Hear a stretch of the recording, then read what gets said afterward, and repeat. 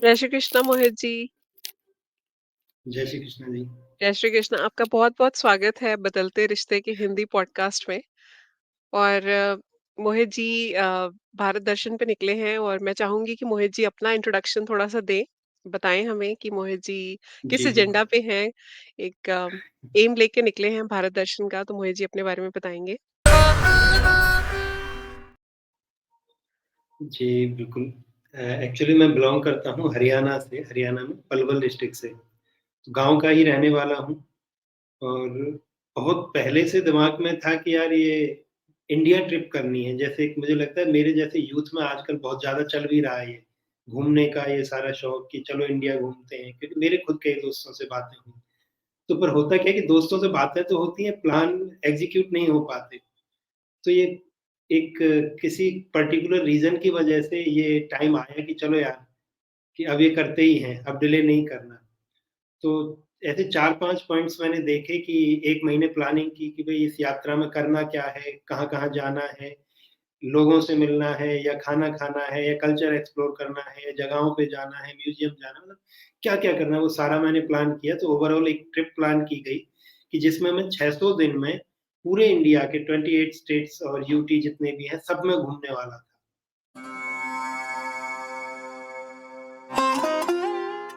और 300 दिन हुए भी, वो आगे आपको बताएँगे। तो ये था भारत दर्शन, इस ट्रिप को मैंने नाम दिया था भारत दर्शन। यही है इंट्रोडक्शन अभी तक के लिए तो मेरा। इससे पहले मैं स्पोर्ट्स में था और स्पोर्ट्स से डायरेक्ट ये हुआ। तो अभी तक के लिए यही है। जी।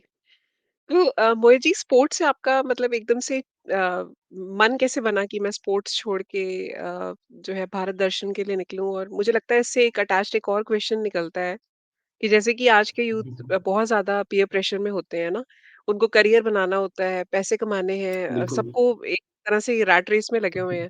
तो मतलब उस दौर मिलियनेयर में बन एक तरह से रैट रेस में लगे हुए हैं। तो मतलब उस दौर मिलियनेयर में बनना है। हाँ। ये आपको कैसे लगा कि इस ज़माने में जब सब लोग भाग रहे हैं, पता नहीं क्या उनको अचीव करना है, तो आपको अपने करियर को एक तरह से थोड़ा-सा साइड पे रख के, आप भारत दर्शन के लिए निकले? जी, बिल्कुल। एक्चुअली वो प्रेशर ही था कहीं न कहीं जिसने इसका रास्ता दिखाया, ये ट्रिप करने का, ये सब करने का। मैं स्पोर्ट्स से मैंने ब्रेक ले लिया था, लगभग 2 साल हुए थे, तो मैं पूरी तरीके से इन्वॉल्व हो चुका था स्टार्टअप में। तो आजकल इंडिया में बहुत ज़्यादा बूम पे है स्टार्टअप इकोसिस्टम में, तो 2017-18 से मैंने सेमिनार्स जॉइन करने शुरू किए, किताबें पढ़ना शुरू किया, स्टार्टअप के ऊपर बायोग्राफ़ीज़ पढ़ी और बिज़नेस बुक्स जितना मुझे मिल सकता था ओपन सोर्स में जितना भी डेटा था, वो सारा इकट्ठा किया, वेबसाइट्स को सर्च करने लगा, जैसे क्रिप्टो करेंसी आया तो उसे समझने के लिए कई-कई घंटे बैठा रहा।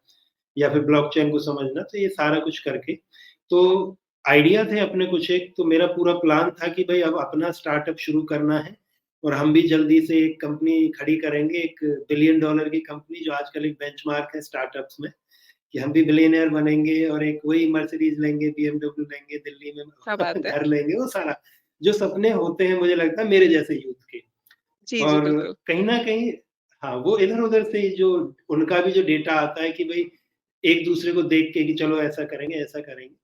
पर एक ऐसा टाइम आया कि जब मैंने अपने लिए एक होता है ना कि हम टाइम लिमिट सेट कर देते हैं कि यार इस दिन तक तो मुझे ये कर देना है। तो मुझे लगता है हम सब करते हैं, जैसे ही नया साल आता है कि एक इस तारीख से ये शुरू करेंगे, कोई जिम शुरू करने की सोचता है, कोई बिज़नेस का सोचता है, कोई डाइट का सोचता है। तो ऐसे ही मैंने भी कुछ सोचा कि भई चलिए चलो आज से शुरू करते हैं और इतने दिन तक मुझे इतना कर लेना है। माने स्टार्टअप के लिए ही था कि उसको मैं आज शुरू कर रहा हूँ, तो एट लीस्ट उसको जैसे फंडिंग स्टेजेज़ होती हैं, तो इस स्टेज तक ले आना है इतने महीने में।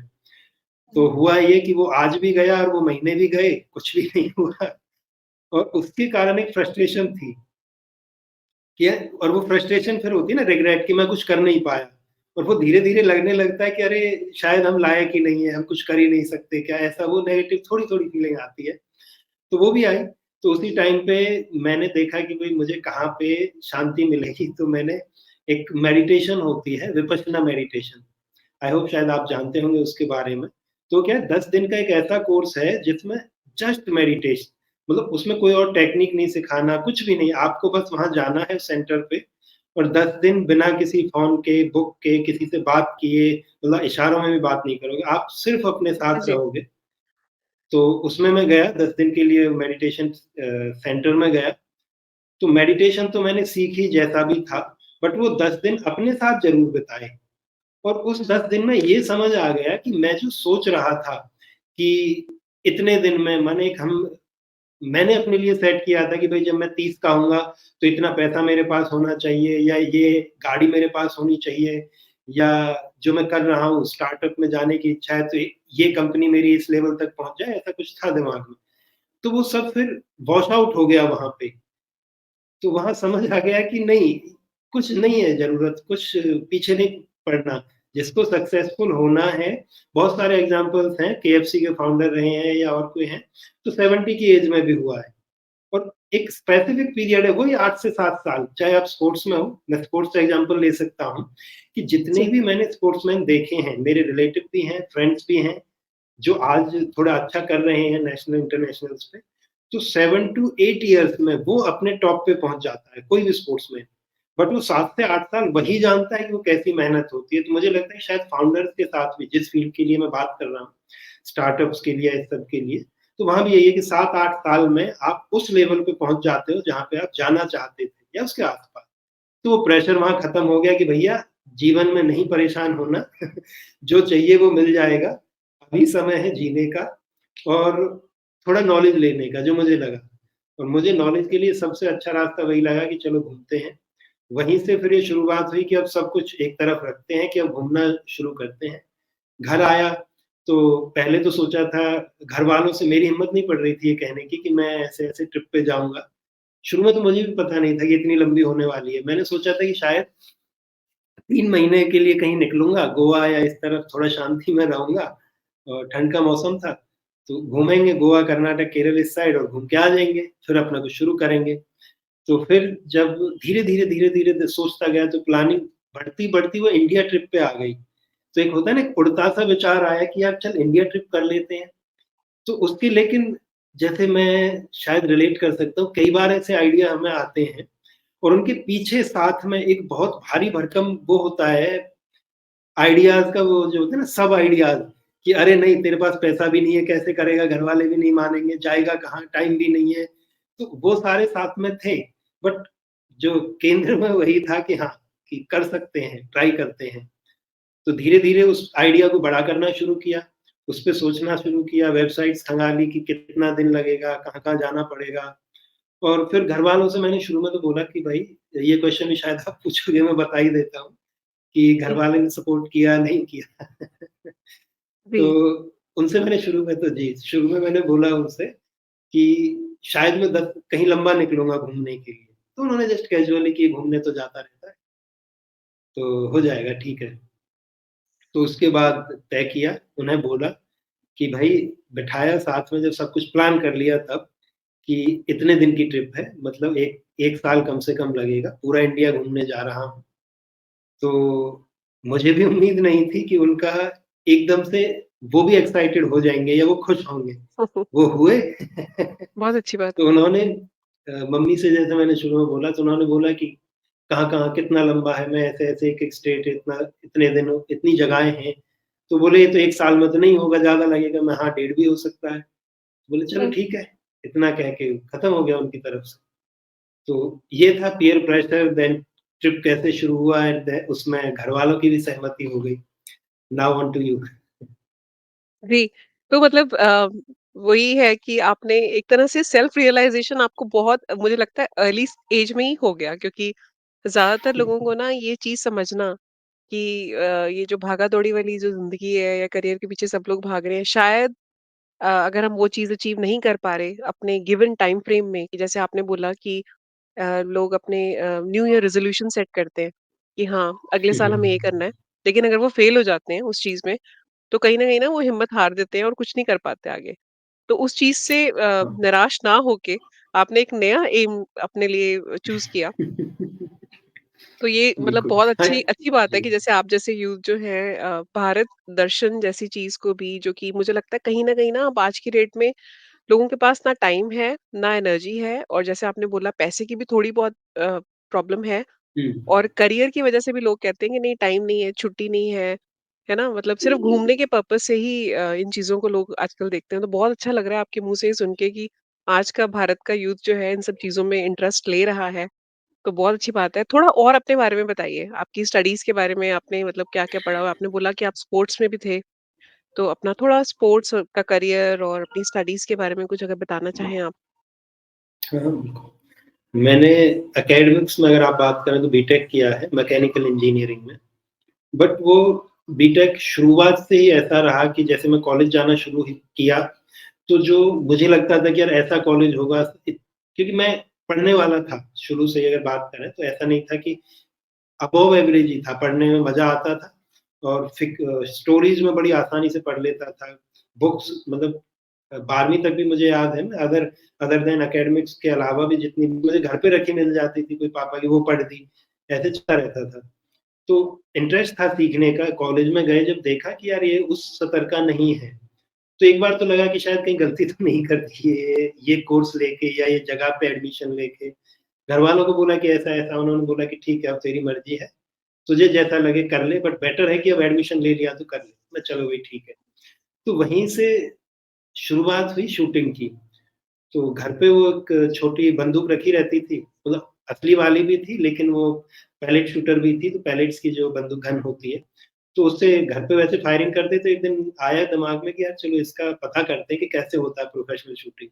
तो मेरे एक रिलेटिव हैं स्पोर्ट्स में ऑलरेडी वो बहुत अच्छा कर चुके हैं, एशियन जी। गेम्स में मेडल लिया उन्होंने। तो मैंने उनसे बात की कि भई शूटिंग करनी है मुझे, तो उन्होंने बोला कि यार ये बहुत महँगा गेम है, मतलब हमारे जैसे लोगों के लिए नहीं है जो गाँव के या मिडल क्लास लोग हैं। तो मैं कोई नहीं ट्राई तो करते हैं, तो मेरी आदत है ट्राई करने की कि भले ही सक्सेस अनसक्सेस जो भी हो, पर करेंगे अपना देखते हैं, अंत तक तो चलना है देखते हैं क्या मिलेगा। तो गया तो पहले ही दिन मुझे जब मैंने देखा तो समझ आ गया कि हाँ, ये करना है। हुआ ऐसे कि मुझे मेरे घर से लगभग 60 किलोमीटर के आस-पास एक शूटिंग रेंज थी। मैं वहाँ पे गया, उनका रेफ़रेंस जो मेरे मामा जी हैं, तो जो वहाँ पे कोच थे, वो उन्हें जानते थे नाम से। तो जैसे सुना होता है स्पोर्ट्समैन ने आपस में एक-दूसरे का जो जी। हम-उम्र होते हैं उन्होंने। तो ठीक है, उनसे बातें हुई तो मैं देख रहा था कि जैसे उनसे बात की कि एक बच्चा पिस्टल उठा के वो शूट कर रहा था। पैलेट पैलेट शूट कर रहा था, 10 मीटर एयर पिस्टल थी।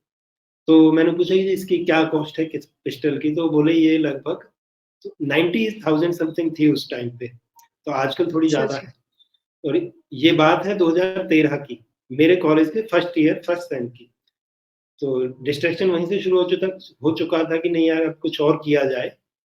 तो उन्होंने बताई कि 90,000 की गन है, मैं ठीक है जी। और फिर थोड़ी देर बाद बातों-बातों में पता चला कि वो जो बच्चा शूट कर रहा था उसकी उम्र थी शायद 13-14 साल और वो गन उसी की थी पर्सनल। तो उन्होंने अच्छा, मुझसे ऐसे कहा कि कैसे हमारे अलाउड पास होता है कि इस एज एक्चुअली के बच्चे जो के पास गन लाइसेंस हाँ, लेना और मैं सब उसका कुछ कैसे? मैं बताता हूँ कि जो 10 जी, मीटर पिस्टल शूटिंग है, उसमें क्या है पैलेट गन यूज़ होती है। तो उसमें लेड का पैलेट लगता है, एक्चुअल उसमें गोली नहीं लगती। तो वो अच्छा जी। बच्चे के लिए अलाउड है। तो बच्चे में इवन अगर वहाँ पे सुपरविज़न में कोई है, कोच है या सुपरवाइज़र है, तो उसके सामने दे कैन यूज़ इट। और अगर वो कुछ स्पेसिफिक जैसे पैरामीटर्स होते हैं स्टेट में क्वालीफाई करने के, अगर वो सब वो कर लेते हैं, तो they can own a gun also. तो वो कुछ बड़ा बात नहीं है और even in case of .22 and .32 pistol या आप 12 बोर भी करना चाह रहे हैं, तो शूटिंग एक ऐसा गेम है जहाँ पे 14 साल का बच्चा गन लाइसेंस होल्ड कर सकता है और गन भी रख सकता है अपने पास। और आई थिंक मुझे जो लगता है कि वही बच्चा जो वो रख रहा है, किसी भी 25-50 साल के आदमी से ज़्यादा अच्छे से जानता है कि गन हैंडलिंग की टेक्निक्स क्या हैं, जैसा हमने जी, देखा है। तो आई नो अबाउट इट। तो हाँ, जी। तो उससे जैसे उन्होंने बताया कि आप भी क्लब का भी गन यूज़ कर सकते हो या आप पर्सनल अपना लेना चाहें। तो मुझे याद है कि मैं जस्ट स्कूल से निकला था और मेरे लिए 90,000 तो अलग रख दीजिए आप, मैंने अपने घरवालों से एक बार 15 या 15,000 माँगे थे कि मुझे लैपटॉप लेना था, तो मुझे वो नहीं मिले। तो 90 अब आप समझ सकते हैं कि क्या होगा मेरे हाँ, वो लिए तो उस टाइम पॉसिबल ही पे। नहीं है। हाँ, तो मैं उसी बात से चकित था कि यार ये 12-13 साल मतलब 14 साल का बच्चा 90,000 की पिस्टल ऑन कर रहा है, चला रहा है वो अलग चीज़ होगी। वैसे। फिर मुझे समझ आया कि नहीं, ये तो करना है। मैं अब ये तो करना है और सच पूछो तो एम नहीं था स्पोर्ट्समैन बनने का या शूटर बनने का। एम कहीं न कहीं था कि मुझे याद है कि मेरा जो सर्कल था उस टाइम पे, मेरे गाँव में जहाँ मैं रहता हूँ, आज भी घर यही है। तो मेरे आस-पास जो लोग थे, लड़के थे, मित्र मंडली थी, उन सब में सबकी इच्छा थी कि कोई 10, 15, 20 हज़ार की नौकरी मिल जाए कहीं पे, कोई आर्मी में चला जाए सिपाही बन के, कोई पुलिस में सिपाही लग जाए, कोई क्लर्क लग जाए, तो वो सी ग्रेड, डी ग्रेड की नौकरियाँ ले लें। तो मुझे लगता था कि नहीं यार, मेरे लिए ये नहीं है, कुछ तो बड़ा करेंगे। तो एक कहानी सुन रखी थी, मुझे लगता है हम सबने सुनी है हर किसी इंडियन ने, धीरू भाई अंबानी के बारे में। जी, जी, तो बिल्कुल। तो उन्होंने उनका कैसे सुनते कहाँ थे से कि भई उठे और कहाँ तक पहुँचे हैं वो, बिल्कुल जी, सही हाँ, बात। उसमें एक छोटा-सा स्पेसिफिक प्लॉट है, तो हो सकता है वो गलत भी हो, इंस्पायरेशन के लिए हमारे लोगों ने बनाया हो और हो सकता है सही भी। तो उनके बारे में कहा जाता था कि भई हमारे टीचर्स ने ही बताया था एक बार, कि वो किसी पेट्रोल पंप पे शुरू में उन्होंने जब वो बाहर गए जी, यहाँ से तो कहीं पेट्रोल पंप पे काम किया, तो वहाँ मान के चलिए कि $100 एक दिन के मिलते थे। तो उसमें से वो 50 या 60 का कॉफ़ी पीने जाते थे किसी 5 स्टार होटल में या कैफ़े में। बचा-कुचा वो अपना जी, खाना खर्चा उस सब पे यूज़ कर लेते थे। मतलब आधे से ज़्यादा वो जस्ट 1 कप कॉफ़ी पे खर्च करते थे। और उसका रीज़न था कि उन्हें बैठना था उन लोगों जैसे बिज़नेसमैन के साथ बैठना। उससे उन्हें वो संगत मिली कि जिनके जी, साथ आगे चल के उन्होंने बिज़नेस करना शुरू किया या जो भी था। तो टेक ये है कि अगर आप ट्राई कर सकते हैं तो अपना वो सर्कल बढ़ा लीजिए या उन लोगों में बैठना कोशिश कर सकते हैं कि जैसा हमें बनना है या अपने से बड़ी सोसाइटी में एटलीस्ट जाना है। जी, तो वहाँ जाने को अपने से बड़े लोगों में बैठना था, वो हुआ शुरू वहाँ से। शूटिंग करते गए साथ-साथ में मतलब शूटिंग पीरियड में ऐसा था कि मैंने अपने आप को ग्रो होते देखा, बहुत सारी चीज़ों में, लोगों से बात करने के तरीके में और उस बीच में मैं बहुत से ऐसे लोगों के साथ बैठा, मिला जो मुझे लगता है कि शायद मैं कभी कभी नहीं जा पाता, बैठ पाता क्योंकि जो फ्रेंड सर्कल वहाँ से मिला, उसके सहारे से, तो बहुत कुछ लग गया कि हाँ, सही जगह पे आए हैं और उसके बाद में शूटिंग तो चलती रही लगभग 18 तक चली शूटिंग। और 17 तक वो था मेरे अंदर कि नहीं अच्छा करेंगे, शूटिंग में अच्छा खेलेंगे, ये है, वो है। पर होता क्या है कि 2-3 साल में फिर वो वहाँ से इंटरेस्ट थोड़ा कम हुआ, वो समझ आया कि भाई अब खेलना हो गया पूरा और ये भी दिखने लगा कि अगर मैं यहाँ कुछ करता हूँ, मतलब मैं टॉप अचीव करता हूँ, तो शायद मैं सैटिस्फाई नहीं हो पाऊँगा। अगर मैं बहुत अच्छा शूटर बन गया, मैं ओलंपिक मेडल भी ले आया जी, और हमारे यहाँ पे जी। हरियाणा में एक ओलंपिक मेडलिस्ट को अ, लगभग 5 करोड़ के आस-पास इंडियन मनी में रुपए मिलते हैं, एक ओलंपिक गोल्ड पे। अच्छा जी, तो हाँ, जॉब भी मिलती तो है टॉप शायद, है ना? मोस्ट अचीव जॉब भी हाँ, जी, जॉब भी है, गवर्नमेंट जॉब है और मैं वो जी, जो मनी है वो मिलता है 5 से 7 करोड़ के आस-पास। तो उस समय मैंने देखा कि यार अगर मैं ये ले भी आया और मैं शूटर बन गया तो शायद मैं सैटिस्फाइड नहीं होऊँगा इसमें। नहीं है मेरे लिए ये लॉन्ग टर्म के लिए और जिस उद्देश्य पूर्ति के लिए यहाँ पे आया था वो पूरा हो गया। तो ठीक है, वहाँ से आगे बढ़ने का समय था। तो मैं गया जी सबसे पहले दिल्ली गया, वहाँ जाकर के तो बहुत कभी स्कूल के टाइम में हमारे टीचर थे, वो हमें लेकर के गए थे एक ऐसे इंस्टीट्यूट पे, जो वहाँ का बहुत बड़ा वो माना जाता है, इंग्लिश स्पीकिंग इंस्टीट्यूट।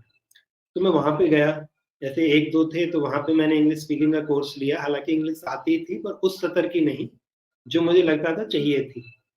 तो वहाँ पे इंग्लिश सीखी, फिर ये स्टार्टअप्स में जाना शुरू हुआ, स्टार्टअप सेमिनार्स में और पढ़ना इनके लिए शुरू हुआ और हाँ, इस बीच मुझे याद है कि मैंने 11वीं-12वीं में भी ज़्यादा पढ़ाई नहीं की थी और कॉलेज टाइम में तो बिल्कुल ही नहीं, सिर्फ़ पेपर के टाइम पे पढ़ना था, हाँ, ये पता था एक ही गोल लास्ट है दिन 1 पास दिन होके पहले? आना है बस। जी, हाँ, हाँ, वही और कुछ चक्कर ही नहीं था। तो पहली बार मैंने 2017 या 18 में पढ़ना शुरू किया, 17 में, 18 नहीं 17 के मुझे याद है अक्टूबर में। तो मैंने सबसे पहली एक बुक थी अ, अरे 3 बुक्स थी एक्चुअली मुझे पहली याद है the how to sorry think and grow rich कुछ ऐसा करके वो टाइटल है, हाँ, मुझे एग्ज़ैक्टली याद नहीं आ रहा है, मतलब बेस्ट सेलर है वो। थिंक एंड ग्रो जी, रिच है शायद वही है। तो वो बुक मैंने शुरू में पढ़ी, उसके बाद फिर समझ आया कि हाँ, किताब पढ़ने से बहुत कुछ होगा, तो मैंने फिर आगे पढ़ना शुरू किया। बायोग्राफ़ीज़ उठाई, सबसे पहली बायोग्राफ़ी महात्मा गांधी की थी, ज़बरदस्त इंस्पायरेशन उससे मिली कि हाँ, ये भी लगभग हमारे ही जैसे व्यक्ति थे और जो उस स्तर पे पहुँचे, तो हम जैसे भी कर सकते हैं। तो वो सारा जी, सिलसिला शुरू हुआ, स्टार्टअप इंडस्ट्री का ये ज्ञान लेना शुरू हुआ। तो उससे आगे का मैं मुझे लगता है थोड़ा-सा मैं आपको बता चुका हूँ कि उसके बाद फिर क्या हुआ, कि स्टार्टअप्स के बाद में समझ आया कि भई अब करना है, हुआ नहीं तो फिर फ्रस्ट्रेशन हुई, तो फिर ये भारत दर्शन शुरू हुआ आ रहा है।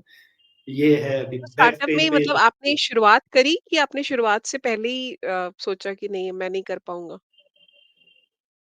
मेरे साथ मतलब एक्चुअली आपने क्या था कुछ कि सोचा ऐसा कि मैं कुछ शुरू करूँ? जी, हाँ, मेरे साथ था कि मेरे जितने भी आइडियाज़ थे वो टेक्निकल उस पे थे पॉइंट पे और मैं अच्छा, खुद टेक्निकल बैकग्राउंड से बिल्कुल भी नहीं हूँ। कोडिंग-वोडिंग मुझे नहीं आती, हालाँकि मैंने एचटीएमएल वो थोड़ा बहुत ट्राई किया था देखने के लिए कि कैसा होता है, क्या है, बहुत जी, बोरिंग है। जी, देखा था वो। तो लेकिन जो आइडिया थे वो सारे के सारे फ्यूचरिस्टिक थे और वही टेक्नोलॉजी बेस्ड थे। तो मेरे लिए सबसे बड़ा टास्क यही था कि कोई ऐसा आदमी मिले जो टेक्नोलॉजी मुझसे बहुत बेहतर जानता हो और मेरे साथ चले। अब जो साथ चलने के लिए तैयार थे उन्हें या तो पैसा चाहिए और मुझे लगता है कि कहीं न कहीं मेरे अंदर वो कॉन्फिडेंस नहीं था एक लीडर बनने का कि मैं लीडर बन के अपने साथ 2-4 लोगों को जोड़ सकूँ और फिर इस टीम के साथ में कुछ हाँ, कर हाँ, सकें। अगर सच-सच आज मैं बोलूँ तो वो यही था। और लेकिन उस टाइम पे मुझे लगता था कि अब मेरे पास सब कुछ है, मैं समझ गया, मैं पढ़ लिया, अब लोग भी ढूँढ रहा हूँ, मिल नहीं रहे हैं। तो वो सारी चीज़ें थी। तो शायद मुझे लगता है कि जी, नहीं था उस समय होना ही नहीं था नहीं था मेरे इसमें मतलब बस जी, की ही नहीं था करना। आज अगर वो बात हो तो definitely I can do it much better और मुझे जी, लगता है कि और 3 साल बाद जब मैं ये बात कर रहा हूँगा तो definitely I can do it a lot more better than that previous time कि जो उस समय हुआ था कभी। बिल्कुल सही। 2018, 19, क्योंकि 20 में एक्सपीरियंस जो भी था। जुड़ते जाते हैं, धीरे-धीरे जैसे-जैसे हम थोड़ा एज एग्ज़ैक्ट होते हैं, लोगों से मिलते हैं, मुझे लगता है काफ़ी चीज़ें सीखते भी हैं। तो मैं तो यही प्रार्थना करूँगी डेफ़िनिटली कि जल्दी से जो भी आपके डिज़ायर्स हैं ना, वो पूरे हो जाएँ। बिज़नेस को लेके भी अगर अभी भी आपके मन में है कि मैं कोई बिज़नेस करूँ, तो जल्दी से पूरा हो जाए। लेकिन अब हम क्योंकि बिज़नेस की बात कर रहे हैं और बिज़नेस में फाइनेंस तो होता ही है। तो जी, अब जी। ये आपके भारत दर्शन वाला फाइनेंस आपने कैसे मैनेज किया? क्योंकि आप उस टाइम पे जॉब तो कर नहीं रहे थे, तो आपका मतलब एक तरह से इनकमिंग कुछ ऐसा ख़ास नहीं होगा, है ना? जितना मुझे समझ में आया अभी तक, कि था? कि नहीं, पैसिव बिल्कुल इनकम नहीं था। टाइप कुछ आपका आ रहा था और आपको कुछ भी लगा कि नहीं था। नहीं मैं मैनेज कर लूँगा? जी, नहीं, नहीं, कुछ भी नहीं था और मैं ऐसे व्यक्तियों में से भी नहीं जो हमेशा पैसे के बारे में सोचता रहे कि इकट्ठा कर रहे हैं, कहाँ से करें।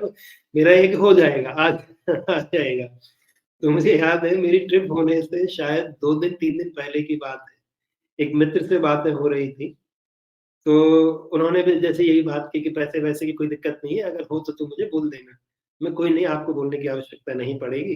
फिर भी मैंने सोचा कि मैं चलो तुम्हें दिखा देता हूँ, तो मैंने अपना एक जो बैंक अकाउंट्स का एप्लीकेशन से बैलेंस निकाल के उनका एक स्क्रीनशॉट लिया और मैं उनको भेजा। तो ए 1 अच्छा। मिनट तक हम दोनों बहुत ज़ोर से हँसे।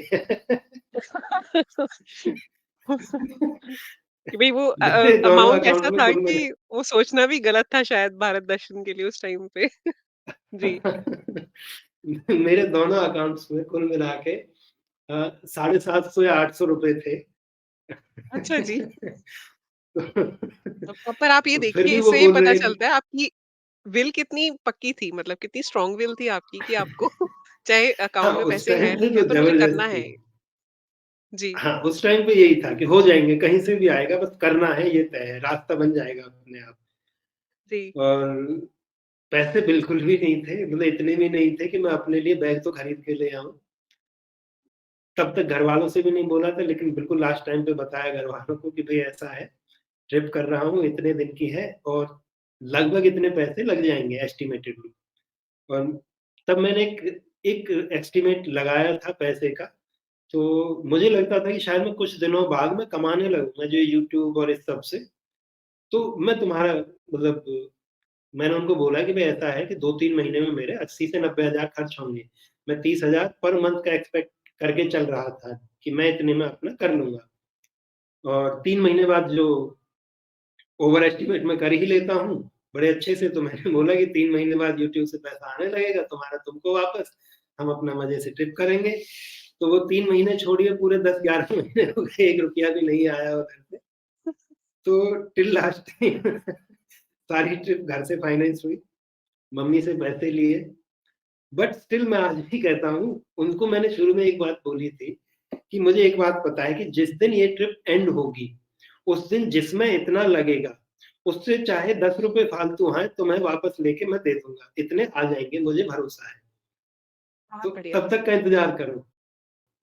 तो अब जी, देखो क्या है कि स्टार्टअप में मैंने पिच करना सीखा था। कि जी, इन्वेस्टर्स को पिच कैसे करते हैं। तो मुझे लग रहा है कि वो टेक्निक थोड़ी काम आई। और बहुत बढ़िया। घरवालों तो से आपको सपोर्ट मिला। स्पॉन्सरशिप मिली? एक्चुअली वो आपको लास्ट टाइम। स्पॉन्सरशिप मिली? हुँ, वेरी गुड। बिल्कुल, बिल्कुल घर से जी, मिली। मुझे नहीं लगता कि अ, हर किसी को, जैसे मैंने बहुत से लोग कहते थे कि यार हमारे लिए पॉसिबल नहीं है। हो सकता है हर एक के केस में थोड़ा अलग-अलग सिनेरियो होता है। बट ये था वो हुआ। और अभी भी मुझे नहीं पता कैसे होगा, but still I am going to do it. अगले 2 साल के लिए मैं फिर से करूँगा निश्चित रूप से। हो जाएगा, बट इतना मुझे पता है हो जाएगा। वो करेंगे। जी। ये तो है फैमिली ने फाइनेंसेस एंड सपोर्ट तो फाइनेंस आपको मैनेजमेंट। फाइनेंशियली थोड़ा किया, हाँ जी। लेकिन जब आप चले गए, मतलब आप आपने अपनी ट्रिप शुरू करी, तो पीछे से फैमिली ने हुँ, कैसे हुँ। मैनेज किया? मतलब होता है ना, जैसे फाइनेंस तो एक अलग चीज़ है, पर घर का बेटा, हुँ, मतलब आप हुँ। अकेले हैं या आपके और ब्रदर्स या सिस्टर्स, आपके नहीं, सिबलिंग्स हैं, मेरा एक मतलब छोटा उन्होंने, भाई है। पेरेंट्स ने हुँ। कैसे मैनेज किया? हाँ जी। पेरेंट्स का मुझे लगता है कि मैं कुछ टाइम पहले से थोड़ा स्पिरिचुअलिटी का मुझे चस्का था। तो अलग-अलग गुरुओं को भी सुनना, किताबें पढ़ना, स्पिरिचुअल बुक्स पढ़ना, चाहे स्वामी विवेकानंद हो या सद्गुरु हो या जय कृष्णमूर्ति हो या ओशो हो या रमन महर्षि हो, मैंने इन सबको पढ़ा है। कम से कम 1-1 बुक तो पढ़ी है सबकी, तो ज़्यादा ही है वैसे, अगर टोटल नंबर सुनेंगे तो उसके बहुत पहले से मुझे पता नहीं कुछ था कि ये समझ में आ गया था, गीता की 4 लाइनें ही पढ़ी थी कि डिटैचमेंट ज़रूरी है। जितना ज़्यादा अटैच रहेंगे, उतना ज़्यादा दुखी रहेंगे, तो मैं डिटैचमेंट का प्रोसीजर फ़ॉलो करने लगा था बहुत पहले से। घूमता था कई-कई महीने, जैसे मैं ऋषिकेश जाता था, तो मेरी आदत नहीं थी घर पे डेली फ़ोन करने की। जैसे मैंने देखा था कि बहुत से ट्रैवलर करते थे, दिन में 2 बार, 1 बार कि यहाँ हूँ, ऐसे हूँ। मैं फ़ोन करता था हफ़्ते में, 2 हफ़्ते में, 3 हफ़्ते में, जब मुझे कुछ काम होता था। ये मुझे लगता जी, था कि कोई बात है जो मुझे उनसे बोलनी है। तो मुझे लग सही रहा है बात। कि वो डिटैचमेंट तो मेरी तरफ से तो पहले से ही चल रहा था। तो उनको भी समझ आ गया होगा कि भैया करना तो पड़ेगा, और वो करने भी लगे थे कि मैं महीने-महीने तक घर से बाहर रहा हूँ। लेकिन उसमें एक चीज़ थी कि घरवालों को ये पता था कि मैं कुछ गलत नहीं करूँगा। एक होता है ना कि एक विश्वास जमाना पड़ता है, मुझे लगता है किसी पे भी, चाहे बिल्कुल आप जी, अपने मित्र पे सही या बात। आज जो हमारी एज है अपने मतलब जो पार्टनर हैं, लाइफ पार्टनर उस पे या फैमिली पे। तो उनको ये पता है कि ना तो ये कोई नशा करता है, ना इसको कोई और कुछ चस्का है, तो घूमता है तो घूमेगा, बस इतना है। तो उसमें उनको कोई दिक्कत थी नहीं कि वो ठीक है भई, घूम रहा है तो भी ठीक है। तो इस केस में भी मुझे लगता है कि अब जो चैलेंजेज़ उन्हें आए होंगे तो वो शायद नहीं होगा ऐसा कुछ जो मुझे लगता है। क्योंकि मेरे घरवाले थोड़े मुझे लगता है अंडरस्टैंडिंग हैं। उनको भी समझ है, और जिस दिन बोला था तो बता के गया था कि भई 1.5 साल तक तो ये सोचना ही मत कि मैं वापस आऊँगा, कि ट्रिप कंप्लीट करके वापस आऊँगा। बीच में तो चक्कर ही नहीं है, 1 महीने, 2 महीने ऐसा कुछ है ही नहीं। तो ये पहले से ही डिसाइडेड था, और वो इसमें बड़े आसानी से एग्री थे। तो मुझे लगता है इस केस में भी उनकी तरफ से ही मैं कहूँगा कि शायद सपोर्ट ही था उनका, या वो बिल्कुल थोड़ा-सा सपोर्ट एक के बिना पर्सपेक्टिव। तो बड़ा मुश्किल जी, जी, होता। जी। हाँ, अगर थोड़ा-सा भी वो आनाकानी बिल्कुल। करते या ये कहते कि आपके बिना कैसे चलेगा, या तुम चले जाओगे, पीछे हाँ, से हाँ। हमारी और सारी चीज़ें हैं, वो कैसे मैनेज होंगी। तो हाँ, नहीं, बिल्कुल उन्होंने बिल्कुल। सपोर्ट किया आपका।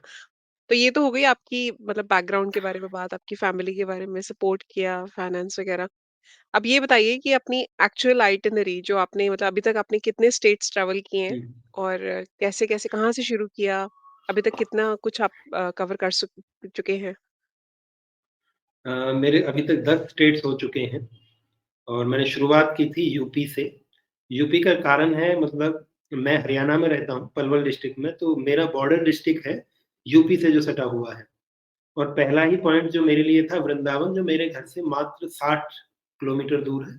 वाह जी 45 वाह! जय मिनट्स के श्री कृष्ण। आसपास का रास्ता टोटल है। जी, तो जी, मेरी जी, फर्स्ट बिल्कुल। नाइट वृंदावन की थी। वृंदावन उसके में, बाद आगरा, बहुत फिर बढ़िया। हाँ जी। तो पहले मैं स्टेट्स आपको बताता हूँ कि सबसे पहले यूपी था, फिर छोटा-सा स्ट्रेच जो यूपी के पास में ही है, वो एमपी का। हालाँकि एमपी मेरा पूरा बचा है, बट वो इसलिए किया कि वो उस एरिया में है कि शायद मुझे जो एक होता है ना आइटिनरी बनाते हैं कि उसके लिए घूमना पड़ता बाद में। तो एमपी का बहुत छोटा-सा स्ट्रेच, तो उसके बाद बिहार, बिहार के बाद वेस्ट बंगाल, वेस्ट बंगाल से असम, असम से मेघालय, देन त्रिपुरा, उसके बाद मिज़ोरम, फिर नागालैंड, नागालैंड से सिक्किम, फिर झारखंड नीचे आकर के, झारखंड से उड़ीसा। यहाँ तक मेरा अभी हुआ है, इन स्टेट्स में मैं घूमा हूँ और बहुत कुछ अभी बचा है। जी। नहीं, नहीं, आपने बहुत मतलब स्टेट्स तो आपने मुझे लगता है बहुत सारे ट्रैवल कर लिए, लेकिन हर जगह की अपनी एक ख़ासियत होती है। तो वहाँ के जैसे लैंग्वेजेज़ में आपको कुछ शायद थोड़ी प्रॉब्लम हुई होगी। अब कुछ-कुछ ऐसे नॉर्थ वाले स्टेट्स हैं शायद जहाँ पे इतनी हिंदी मुझे नहीं लगता शायद इतनी बोली जाती होगी। लेकिन आपका एक्सपीरियंस कैसे रहा? जैसे नागालैंड हो गया है ना, वहाँ का एक्सपीरियंस हुँ, हुँ, कैसा हुँ। रहा? या बिल्कुल। खाने-पीने का आपको अब जैसे हम लोग देसी हैं ना, चाहे मैं अगर अपनी बात करूँ तो मैं भी बाहर रह रही हूँ, पर हमारे घर में भी दाल, सब्ज़ी, रोटी वो उसके बिना मतलब नहीं चलता। तो आपको कैसे आपने कैसे मैनेज किया? अगर आपको खाना-पीना सही मिला, लैंग्वेज में प्रॉब्लम तो नहीं हुई या कैसे सब कुछ कैसे रहा आपका? उसमें मैं मुझे जो लगता है कि जैसे 1 महीना जो मुझे मिला था ट्रिप से पहले, ट्रिप को प्लान करने का, वो भी मतलब मेरी उसमें नहीं था आइटिनरी में कि मुझे 1 महीने रुक के प्लान करना है, थोड़ा-सा पीछे जा रहा हूँ। तो मैं क्या है कि जिस डेट को मुझे जाना था, मैं उससे लगभग 3 दिन पहले थोड़ा सीरियस बीमार हो गया और जो मेरे वैद्य हैं, देसी वैद्य जी, उन्हीं को दिखाया क्योंकि उनको पहले से एक ट्रीटमेंट चल रहा था। तो उन्होंने बोला कि कम से कम 12 दिन का बेड रेस्ट चाहिए। तो मैंने बोला कि यार इतना तो नहीं है, 2-3 दिन रुक जाएँ तो देखो। तो मैं तो तय कर चुका हूँ जाना है, तो उन्होंने बोला नहीं होगा बेटा समझ ले। मैं ठीक है जी। तो उस लगभग फिर मैंने 1 ही महीना मुझे मिल गया वो, 1 महीने में उस बीमारी के बहाने घर भी रहा और घर रहते-रहते वो सारी आइटिनरी प्लान की प्लस उस बीच मुझे ये समझ आ गया और ये तय भी कर लिया कि अब एडैप्टेबल होना है, भाषा के लिए, खाने के लिए, वेदर के लिए क्योंकि पहले में नहीं था। मुझे याद है कि मैंने अपनी लाइफ में अपनी मर्ज़ी से पहली बार दाल-चावल ट्रिप पे निकलने से 1 दिन पहले खाया था। अच्छा जी। क्योंकि हमारे यहाँ हरियाणा में तो हम ये लग रहा चावल ही होगा कि बहुत कम शायद मिले खाते ना हैं। मिले। अच्छा, नहीं, अच्छा नहीं, नहीं, बहुत मैं कम बताता खाते हैं। हूँ। जी, हाँ, जिस रीजन में हम रहते हैं, इस स्पेसिफिक इस जी, एरिया में हमारे घर पे चावल जी। माने महीने में 1 बार बनता है और वो भी हम अच्छा जी, प्रेफ़र करते हैं कि वो बना दो पुलाव टाइप, सब्ज़ी-वब्ज़ी वो सब जी। कुछ डाल के। नहीं तो रोटी दे दो, पराठा दे दो और कोई दूसरा पराठा दे दो, बाटी दे दो, सब घी चलेगा। देखो घी काफ़ी खाते होंगे ना? हाँ, हाँ, वहाँ पे तो वो हरियाणा में तो घी मैंडेटरी है, बहुत घी होता तो मैं है। जी, घी, जी। दूध, लस्सी ये तो मतलब मेरी डाइट का हिस्सा है, मैंडेटरी हिस्सा कि लस्सी जी। चाहिए और जो छाछ बटर मिल्क होता है वो चाहिए, फिक्स है कि भई इनमें से एक चीज़ चाहिए मॉर्निंग में, रात को दूध भी चाहिए और घी बिना तो चलेगा ही नहीं। तो फर्स्ट डे जब निकलना था तो मैंने यही करके कि भई आज से सब एडैप्टेबल है, कुछ भी दे दो। तो दाल-चावल हुँ। खाया मैंने और अच्छा उसके जी। बाद जब यहाँ से आगे निकला तो यूपी का जो पश्चिमी यूपी का हिस्सा है जब तक मैं रहा लगभग लखनऊ तक, खाना अपने अनुसार मिलता रहा और उससे आगे भी बात करूँ बनारस तक भी मिल रहा था। पर जैसे ही बनारस से आगे निकले बिहार में घुसे, तो फिर बदलाव शुरू हो गया। अब वहाँ पे रोटी चलती तो है बट 50% से भी कम, कि दिन में लोग एक टाइम रोटी खाते हैं तो एक टाइम चावल उनका मैंडेटरी है। तो ठीक है भई वो भी जी, एडेप्टेबल है। और उसके बाद फिर जब बंगाल में मैं गया, तो अब वहाँ पे रोटी जैसा कुछ नहीं है, अब वहाँ जो मिलेगा चावल है, दाल-चावल और चावल, कुछ भी चावल उसके साथ जो भी है लेकिन चावल, बेस चावल है। चावल तो तो होते ही ठीक है लेकिन मस्ट है। हाँ जी। हाँ, तो लेकिन हुँ, एडेप्टेबल था मतलब मैं ऐसा था कि हाँ, जो मिल रहा है वो खाएँगे और ये तय करके गया था कि भई पेट भरना है, वेज में चाहिए, जो मिल जाए वो चलेगा। दूसरा मेरी ट्रिप का जो एक हिस्सा था, मतलब एक पिलर कहेंगे कि वो था फूड, जिसके बेसिस पे ट्रिप चल रही थी कि जैसे एक कल्चर है, एक हिस्ट्री है, तो एक फूड की ये मैं सोच के ही गया था कि जिस भी जगह जाऊँगा कोशिश करूँगा वहाँ का जो लोकल है वो खाने का, जो भी वो खाते हैं वहाँ पे लोग। तो इसमें जी, लेकिन एक थोड़ा-सा फनी ट्विस्ट मुझे मिला था बंगाल में। तो मैंने एक जगह जैसे शाम को गया खाने के लिए ऑर्डर दिया, तो वो थाली लेके आए, उसमें बहुत सारी अलग-अलग सब्ज़ी, भाजी, दाल होती है। तो वो जो दाल दे के गए वो बिल्कुल ऐसी थी पानी जैसी दाल। तो मैंने अच्छा जी। पहले तो उसको थोड़ा डाँट के बोला दाल भाई ये ढूँढ रहे क्या दे होंगे रहे हो? उसमें से। हाँ, हाँ, मैं तुम्हें यार पागल क्यों बना रहे हो? दाल दे के जाओ ना। तो उसने घुमाया वो अपना चमचा दोबारा से वो करके दिया चला गया। मैं यार तो फिर भी ऐसी दे दी। तो मैं ठीक है, मैं चलो ज़्यादा कुछ करना नहीं, जो दे रहे हैं वो खा लेंगे। फिर मैं दूसरे होटल पे गया, मैंने उनको भी देखा तुम भी यही कर रहे हो। फिर मैं एक बड़े अच्छे मतलब जो कहे ना फाइन डाइन टाइप पे गया, कि हो सकता है कुछ इनमें गड़बड़ थी, वो सस्ते के हुँ, चक्कर में दे रहे हो, वहाँ भी वही दाल। मैं महँगे भी फिर जाता मैंने हूँ, किसी को देखता हूँ वहाँ पूछा पे क्या मिलता है। जी, तो तीसरी बार, चौथी बार शायद मेरे साथ कोई था ट्रैवलर जैसे मिल गया हॉस्टल में कहीं पे, तो वो बंगाली था, तो मैंने उससे पूछा यार ये क्या चक्कर है? तो बोला नहीं दाल होती ऐसी है। मैं कब से दाल तो ऐसी नहीं होती, अब हमें आदत है दाल मखनी खाने की। हमारे लिए हुँ, दाल मतलब बिल्कुल जिसमें जी, बहुत कुछ हो। तो सही फिर बात है। वहाँ खूब जाके सारा समझ मक्खन आया भी कि हो। नहीं यार हाँ, हाँ, कि जी, वहाँ जाके फिर समझ आया कि नहीं ये तो दाल होती ही ऐसी है इधर। तो पूरे बंगाल में जहाँ भी आप जाओगे ना, आपको दाल ऐसी मिलेगी बिल्कुल पानी में घुली हुई। वो आप समझ नहीं आए कि दाल है, दाल का पानी है, क्या है? तो फिर ऐसी छोटी-छोटी चीज़ें होती गई। खाना कोई भी और दाल वहाँ पे ऐसी ही होती है कि जैसे राजमा हो गए या वो सब चीज़ें भी मिलती हैं वहाँ पे या सिर्फ़ जैसे नहीं, दाल हाँ, ही वो सिर्फ़ मिलता है आपको सब, मिलेगी? राजमा मिलता है, छोले मिलता है, बट वहाँ पे क्या है कि वो लोग चावल के साथ में उसको शायद वो मूँग की या अरहर की दाल होती है, बिल्कुल वो पानी में मिली हुई, पानी की तरह। तो हुँ, वो हुँ, हुँ। बेस है उनका। हाँ, उनका मतलब बेस है कि चावल के साथ बंगाली खाने में वही दाल होगी ही होगी, उसके अलावा आप कुछ भी ले लो। भाजी ले लो, आलू भाजी, बैंगन भाजी जो भी है।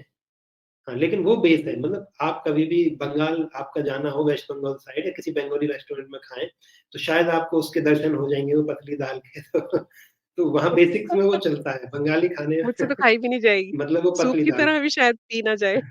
हाँ, बिल्कुल, बिल्कुल, वही जी, सूप जी। वाला, मैं वही करता था। गरम-गरम वो मिलती थी, आप जी, सूप के जैसे वो 3-4 कटोरी पी लो, वो चलता है। जी। और वो अनलिमिटेड भी है, उसका एक फ़ायदा है कि वो चार्जेबल नहीं होता, आप कितना ही ले लो उनसे। मतलब अच्छा, हाँ, अच्छा। बंगाली एक वो खाने का जैसे बोले कि एक साउथ हुँ, में ना एक और चीज़ देते हैं साथ में खाने में अगर आप जैसे नवेद्यम वग़ैरह में गए हो जो दिल्ली में भी हुँ, शायद हुँ। रेस्टोरेंट्स हैं, नवेद्यम वो है और 1-2 रसम और हैं। देते हैं शायद।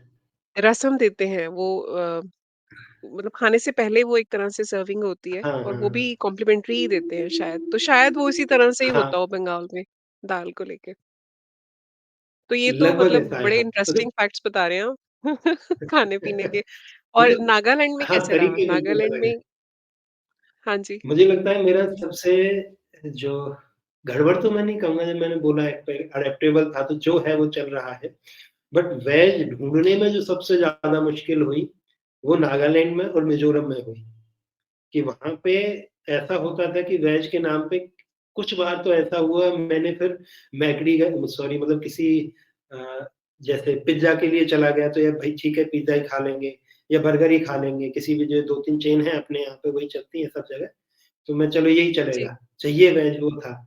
तो अच्छा वहाँ पे एक चीज़ और है, अब जैसे हमारे जैसा कोई हरियाणवी है, एक तो होता है वेजिटेरियन, फिर एक मुझे लगता है कि हरियाणवी वेजिटेरियन, तो हमारे लिए एक चीज़ और गड़बड़ की हो जाती है कि जब हम उस तरफ जाते हैं ना, खासकर ट्राइबल एरिया जितने भी हैं, चाहे वो मिज़ोरम हो, नागालैंड हो, मेघालय का ट्राइबल एरिया हो, त्रिपुरा हो, सिक्किम हो, वहाँ पे क्या है कि ज़्यादातर लोग 2 चीज़ें खाते हैं।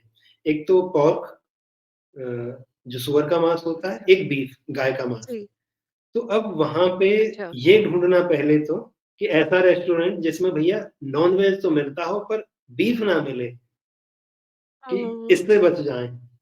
अब हमारे इधर अगर हमारा कोई भी फैमिली मेंबर है, अगर हम फैमिली के साथ जाते हैं, तो हम उसी जगह पे जाएँगे जहाँ वेजिटेरियन है। वहाँ अब मैं ये देखता था कि ऐसा हो नॉन-वेज हो चलेगा बट गाय-वाय का ना हो।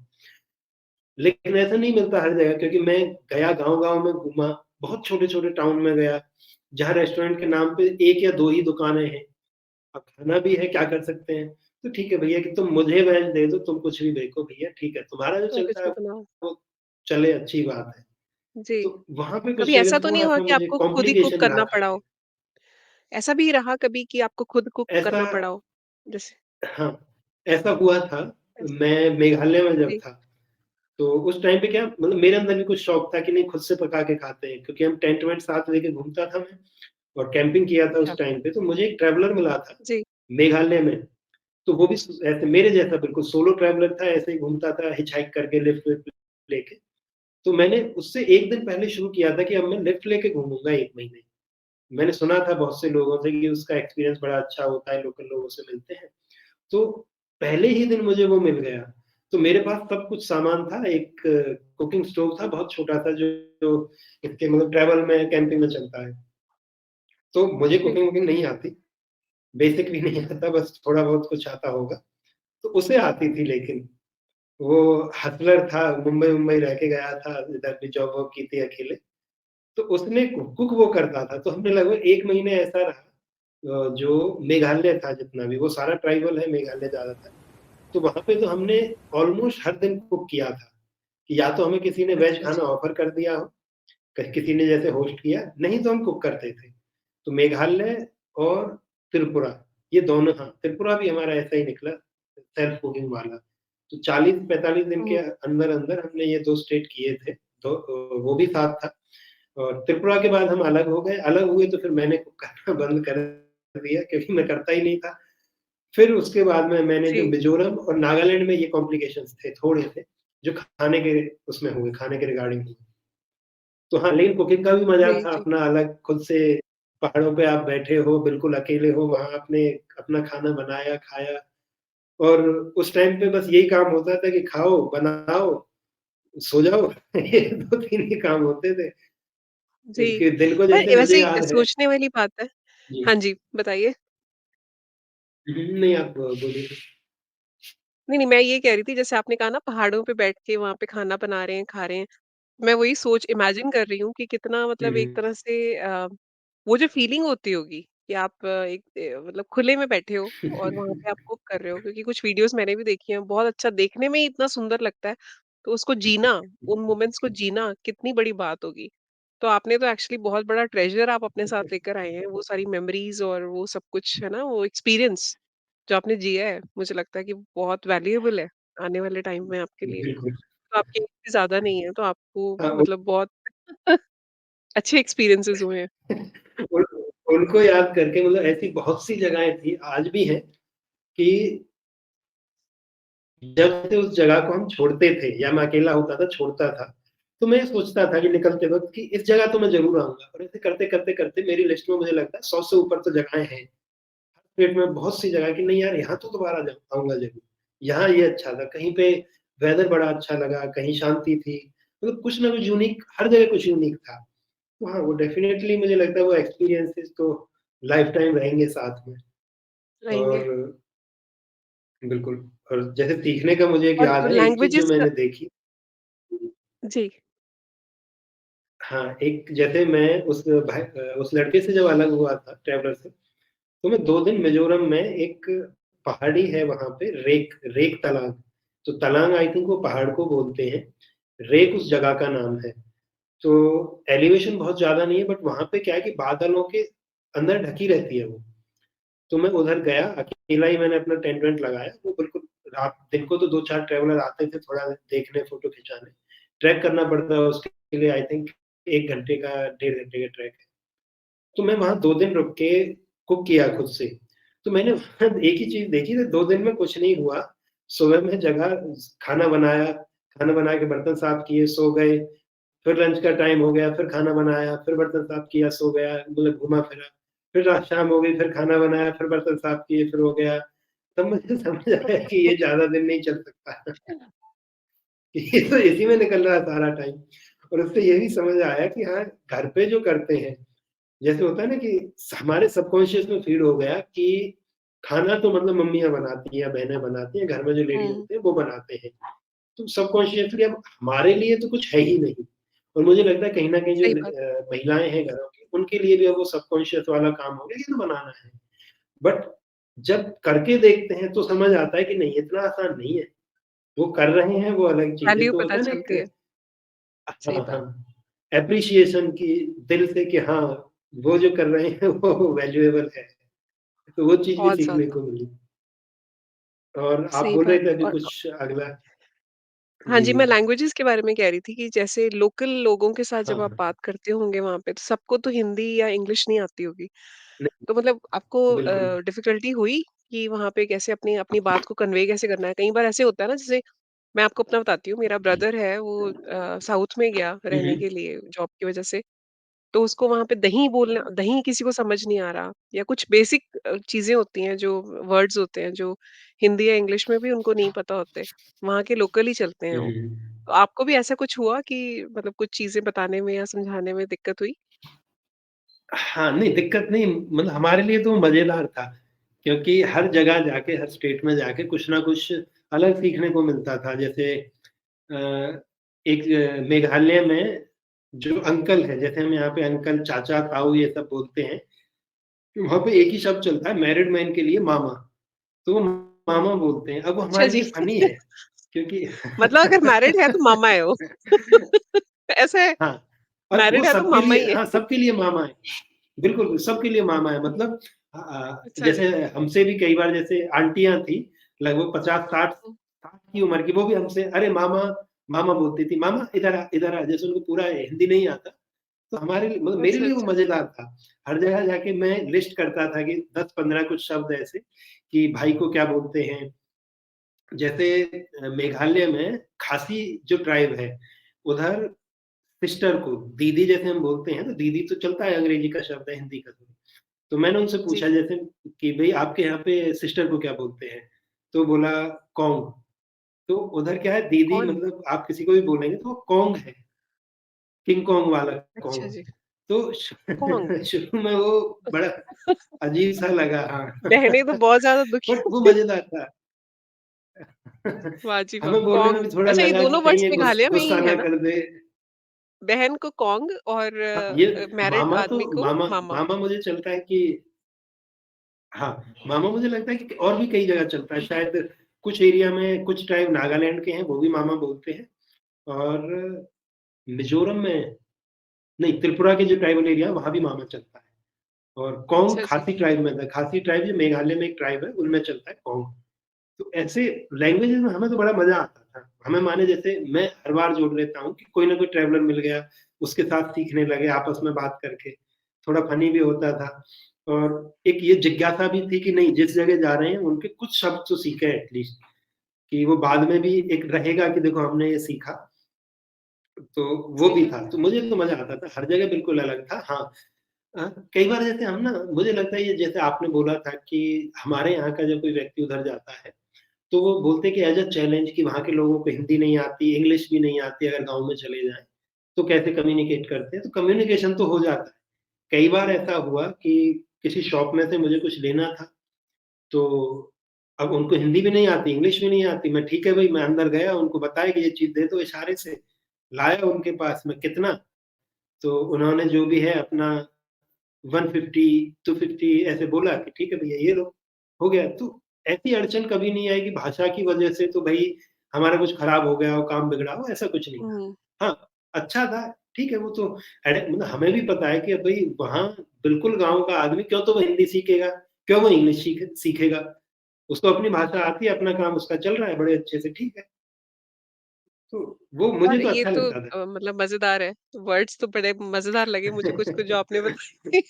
कौंग और मामा। बिल्कुल। तो अच्छा, अब एक इससे रिलेटेड क्वेश्चन ही है जो कि मुझे बहुत लगता है, मतलब मैं सोचती हूँ ना, जब जैसे जी। ट्रैवल के बारे में अगर एज़ अ फैमिली अगर आप प्लान करो, तो कितना कुछ सोचना पड़ता है कि आपको होटल बुकिंग करनी है ना? ये बुक, वो बुक। तो आप कैसे करते थे? जैसे एक स्टेट से दूसरे स्टेट में जब आप जा रहे हैं, तो आप प्री प्लान करके चलते थे कि मुझे यहाँ रहना है, या मुझे यहाँ पे कैंपिंग करनी है, या फिर मुझे होटल में रहना है, या फिर किसी के साथ पीजी रहना है? कैसे, मतलब आप अरेंज कैसे करते थे वो?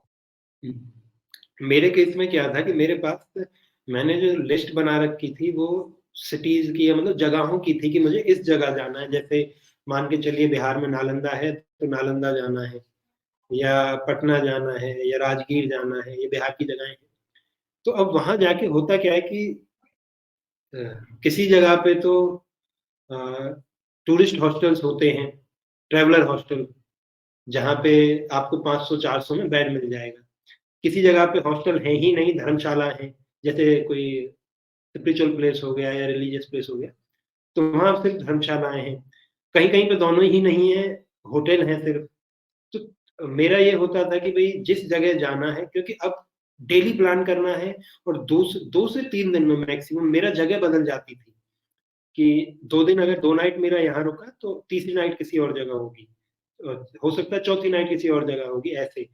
तो एडवांस में आप हर जगह का प्लान नहीं कर सकते, तो मेरा ये तय रहता नहीं था कर कि सकते। जैसे ही जगह के लिए निकले, कि ये देख लिया कि ट्रांसपोर्ट क्या है, ट्रेन है तो ट्रेन से, बस है तो बस से, या लिफ्ट लेना है तो लिफ्ट से। और फिर उस जगह पहुँचने से 1 डेढ़ घंटे पहले जब पता चल जाता है कि अब पहुँचने वाले हैं, तो एक बार नज़र मारी ऑनलाइन कि यहाँ हॉस्टल्स हैं या नहीं हैं। और वो अब तो मुझे पता है कि किस शहर में हॉस्टल हो सकता है, किस शहर में धर्मशाला होगी, वो एक एक्सपीरियंस से कि हाँ, इसमें धर्मशाला होगी और इतनी रेंज तक मिल जाएगी। तो वो ऑनलाइन देख लेता था, गूगल पे देख लिया, और जैसे ये बुकिंग साइट्स होती हैं, इन पे देख लिया कि भई कहीं-कहीं ऐसा हो कि चीपेस्ट होटल ढूँढना पड़ा, तो अपना तो बजट ट्रिप था, हुँ, तो फिर उसमें एक ही फ़िल्टर लगाते थे कि भई सबसे सस्ता कौन-सा है, तो उसमें देखे 2-4 दिन का रिव्यू थोड़ा सही लगा। और कुछ जगह ऐसा भी हुआ कि जहाँ बिल्कुल ही ऑनलाइन कुछ नहीं दिखता, क्योंकि इंडिया में मुझे लगता है आज भी इसी इंडस्ट्री की अगर बात करें, होटल इंडस्ट्री की, बहुत सारे ऑनलाइन लिस्टेड हैं, पर लगभग-लगभग 40 से मतलब 30 से 40% जो सर्विस प्रोवाइडर्स हैं, चाहे वो होटल हो, होम स्टे हो, वो आज भी ऑनलाइन नहीं है। वो ऑफलाइन ही अच्छा बुकिंग नहीं लेते हैं है। कि जी, हाँ, टूरिस्ट सीधे चला गए घूमते-फिरते या सड़क से पूछ लिया, ऐसे। तो बहुत सी जगहों में, छोटे शहरों में ऐसा भी था, तो बजट में लेकिन मुझे मिल जाता था। कभी-कभी ऐसा हुआ कि जो जी। मुझे ओवर बजट जाना पड़ा हो, बहुत महँगा, जैसे सुंदरबन मैं गया था, तो मेरी ही कमी थी, मैंने शायद उस टाइम वो सर्च ज़्यादा नहीं किया था। तो एक रिज़ॉर्ट था, रिज़ॉर्ट में रुका मैं, 2 नाइट का स्टे था वहाँ पे, तो वो शायद 2000 या 3000 पर नाइट कुछ ऐसे था। सबसे महँगा वही है, उससे महँगा और कुछ नहीं था। तो जी, सस्ते में तो मैं फ्री भी रुका हूँ, और चीपेस्ट की अगर बात करें, तो 170 में मैंने एक जगह रुका था, बेड मिला था मुझे ₹170 में, बोधगया में एक हॉस्टल टाइप प्रॉपर्टी थी। अ, वो एक होम अच्छा, स्टे था एक एक तरीके से उसमें। और इससे सस्ता रेलवे का मैंने वो यूज़ किया है, रेलवे का रिटायरिंग रूम। तो ₹100 में मुझे याद है, नागालैंड का दीमापुर स्टेशन पे रिटायरिंग रूम है। उधर ₹100 में आपको 24 घंटे के लिए अ, एसी बेड मिल जाएगा डॉर्मेट्री में। अच्छा। तो लेकिन वो थोड़ा, हाँ, बाय एक्सपीरियंस वो चलते-चलते समझ आ गया कि कहाँ रुकना है। फिर तो अब होता भी ऐसा जी, था कि 10 मिनट में बस ये सर्च करके कि भई कहाँ रुकना है, होटल कितने हैं, सस्ता कौन-सा है, उस सब से समझ के कि चलो। और भी कुछ नहीं तो सिर्फ गूगल मैप पे देखा, होटल का उसपे होता है ना ऑप्शन, फ़िल्टर डाला कि होटल्स, तो उसमें वो दिखा देता है कि किस लोकेशन पे ज़्यादा है। तो सीधा उसी लोकेशन पे पहुँच गए और इधर-उधर पता किया कि हाँ भई, कौन है, कितना है, कैसे है, हाँ, तो वो कर लिया। जी, बट जी, हाँ, आई थिंक जैसे फैमिली वालों के लिए है, तो डेफ़िनेटली ऐसे कोई नहीं जा सकता मेरे जैसे, कि बिल्कुल आप जी। बस गए, जाके देखा, क्योंकि वो तो ब्लंडर हो जाएगा हाँ, कि बिल्कुल उसमें तो प्लान प्लान ऐसे करके ही करो और जाना पड़ेगा। पहुँच जाओ। बिल्कुल, जी, बिल्कुल। तो नहीं, बेस्ट सही कह रहे उसके लिए, अगर जैसे आप अगर पूछना चाहो, तो मुझे जो लगता है सबसे बेस्ट है कि आप कोई भी 5-7 होटल शॉर्टलिस्ट करिए। चाहे आप गूगल पे देख के, या जो बुकिंग साइट्स हैं, चाहे वो booking.com हो या XYZ, जो भी अपने इधर चलते हैं आपके उधर पे, और एज़ पर बजट जो आ रहा है, उसका एक चीज़ सबसे अच्छी है कि आप रिव्यू ज़रूर चेक कर लीजिए उस साइट पे, जहाँ से आप बुक करने वाले हो, प्लस गूगल पे भी, मतलब 2 से 3 जगह उसके रिव्यूज़। उससे आपको ये समझ आ जाता है कि जी, प्रॉपर्टी कैसी है, क्योंकि फ़ोटोज़ सबके कुछ सही ना कुछ बात है। अलग हो सकते हैं, बट जो यूज़र रिव्यू है ना, वो आपको बता देगा कि हाँ, कि स्टाफ का बिहेवियर कैसा है, रूड है या नहीं है, बेडशीट गंदी मिलती है या नहीं मिलती है, या एयर कंडीशनिंग प्रॉपर काम कर रही है या नहीं कर रही है, क्योंकि फ़ोटो से आप नहीं समझ पाते। तो रिव्यू पढ़ना मुझे लगता है कि बेस्ट है, उसके बाद शायद ही आप कहीं ब्लंडर में फँसोगे, अगर आप रिव्यू पढ़ रहे हो अच्छे से। जी, जी। और जिस तरह से जैसे आपने काफ़ी सारी ऐसी पुरानी जगहें भी मतलब जो बड़ी रिच हैं कल्चर में, वो आपने विज़िट करी हैं। तो रिलीजियस मॉन्यूमेंट्स या फिर म्यूज़ियम्स वग़ैरह आपने वहाँ पे भी आप कहीं घूमे, आपका कोई एक्सपीरियंसेस रहे? क्योंकि आपका इंटरेस्ट है मुझे लगता है, रिलीजियस हाँ, मॉन्यूमेंट्स मेरा में और इन सब चीज़ों में भी। जी, जी। मेरा टारगेट रहता था कि जिस भी स्टेट में जा रहा हूँ, वहाँ जितने भी म्यूज़ियम हैं, हिस्ट्री रिलेटेड, तो वो तो सारे देखने ही जी, हैं और शायद ही किसी स्टेट का मुझसे छूटा है अभी तक। और एक स्टेट में अच्छा जी। कई-कई होते हैं बड़े-बड़े शहर, जैसे यूपी की अगर बात करें, लखनऊ में म्यूज़ियम है, प्रयागराज में म्यूज़ियम है और बनारस के पास में म्यूज़ियम है बनारस में, जो बौद्ध म्यूज़ियम है उधर भी। तो लगभग सारे मैंने देखे हैं और एक चीज़ जो मैंने देखी थी, जो फर्स्ट हैंड एक्सपीरियंस मेरा हिस्ट्री से हुआ, बिहार तक मैं पहुँच चुका था, बिहार के पटना के आस-पास में था। तो तब मैं घरवालों से जब बात कर रहा था, तो मैंने उन्हें दिल से जो आती है ना चीज़ वो बताई कि हमने जो हिस्ट्री पढ़ी है और जो हिस्ट्री मैंने उन डेढ़ 2 महीने में देखी थी, तो हमारी हुँ, पढ़ी हुई हिस्ट्री मुझे लगता है कि 5% भी नहीं है एक्चुअल हिस्ट्री का, जो हमारी किताबों में है, इंडियन हिस्ट्री ऐसा क्यों? बुक्स में है। ऐसा क्यों? पता नहीं क्यों? या तो हमारे एजुकेशन सिस्टम की गलती है, मतलब मैं वहाँ पे जाकर के मैंने पहली बार समझा और देखा कि हमारे देश में ही ऐसे-ऐसे मंदिर थे 2000 साल पहले, 1800 साल पहले और मंदिर ही नहीं पूरे के पूरे शहर थे और उनका आप आज तो वो केवल पत्थर बचे हैं उनके टूटे हुए जो आर्टिफैक्ट्स हैं, कहीं पे गेट का थोड़ा बहुत पत्थर का हिस्सा है, कहीं मूर्ति का हिस्सा है, कहीं कुछ मतलब उसका जैसे होता है मैप भी मिल जाता है कहीं-कहीं पे पत्थरों पे मिला उकेरा हुआ। तो उन सबको देख के तब समझ आया कि जब सामने से देखा कि सच में हमारे पास 2000 साल पहले कल्चर बहुत अच्छा था, कला बहुत अच्छी थी और आर्किटेक्चर बड़ा ज़बरदस्त था। मैं खजुराहो जब गया तो वहाँ पे जो मंदिर है खजुराहो टेम्पल, वो 1100 साल के आस-पास मतलब 1100 साल पुराने हैं। मतलब ऐसा माना जाता है क्योंकि आज के जो हमारे हिस्टोरियंस हैं, उन्होंने अब जो समझा उसके अकॉर्डिंग वो आर्किटेक्चर उस सब के अकॉर्डिंग कि उन्हें लगता है कि ये एट लीस्ट इतना पुराना तो है। अब उससे पुराना भी हो सकता है बट ऑन फैक्ट्स इतना तो है। अब लेकिन उसका इतना डिटेल्ड व्यू नहीं है। अगर मैं देखो हो सकता है इससे आप कोई मुझे जज करे ये सुन के, बट जो मैं समझता हूँ हमने जब हिस्ट्री पढ़ी, तो बहुत बड़ा हिस्सा हमको ये समझाने में निकल गया कि हम मुगल कितने समय तक रहे हमारे देश में, अंग्रेज कितने समय तक रहे, किसने कितने समय तक राज किया, कितने हम पे आक्रमण गुलाम हुए और उस सब से अगर एक उस मैं जो समझा और मुझे लगता है ज़्यादातर सबका ये ओवरव्यू होगा कि हम बड़े लंबे समय तक गुलाम रहे। हमारा देश जब बात आती है, पर जब आप उसको डिटेल्स में देखो तो पूरा देश कभी गुलाम नहीं रहा किसी एक का। ना मुगल पूरे देश पे कभी सही कब्ज़ा कह रहे कर हैं। पाए, ना हुन कर पाए, ना शक कर पाए, ना अफ़गान कर पाए, ना ईरानी कर पाए, ना मतलब ना मंगोल कर पाए। वो था एक स्पेसिफिक रीजन, कभी किसी ने ये कर लिया, कभी किसी ने राजस्थान का कर लिया, किसी ने दिल्ली कवर कर ली, कोई आगरा तक पहुँच गया, कोई थोड़ा बहुत दक्षिण तक पहुँचा, दक्षिण तक तो पहुँचा ही नहीं कोई। और सही हिस्ट्री कह की रहे हैं। कोई बातें चल रही है तो मेरा जो मुझे लगता है कि उसके बाद मेरा खुद का भी इंटरेस्ट और ज़्यादा डेवलप हो गया। जैसे मैं मूर्तियों में मेरा इतना इंटरेस्ट नहीं था इस यात्रा से पहले। मूर्ति कला में या मूर्ति में या एक्चुअली कहें तो आर्किटेक्चर में भी, जो अपना पुराना आर्किटेक्चर है। बट उसके बाद फिर मैंने उसको तरीके से पढ़ना, समझना, देखना शुरू किया कि हाँ, क्या है, कैसे है, कितना पुराना है।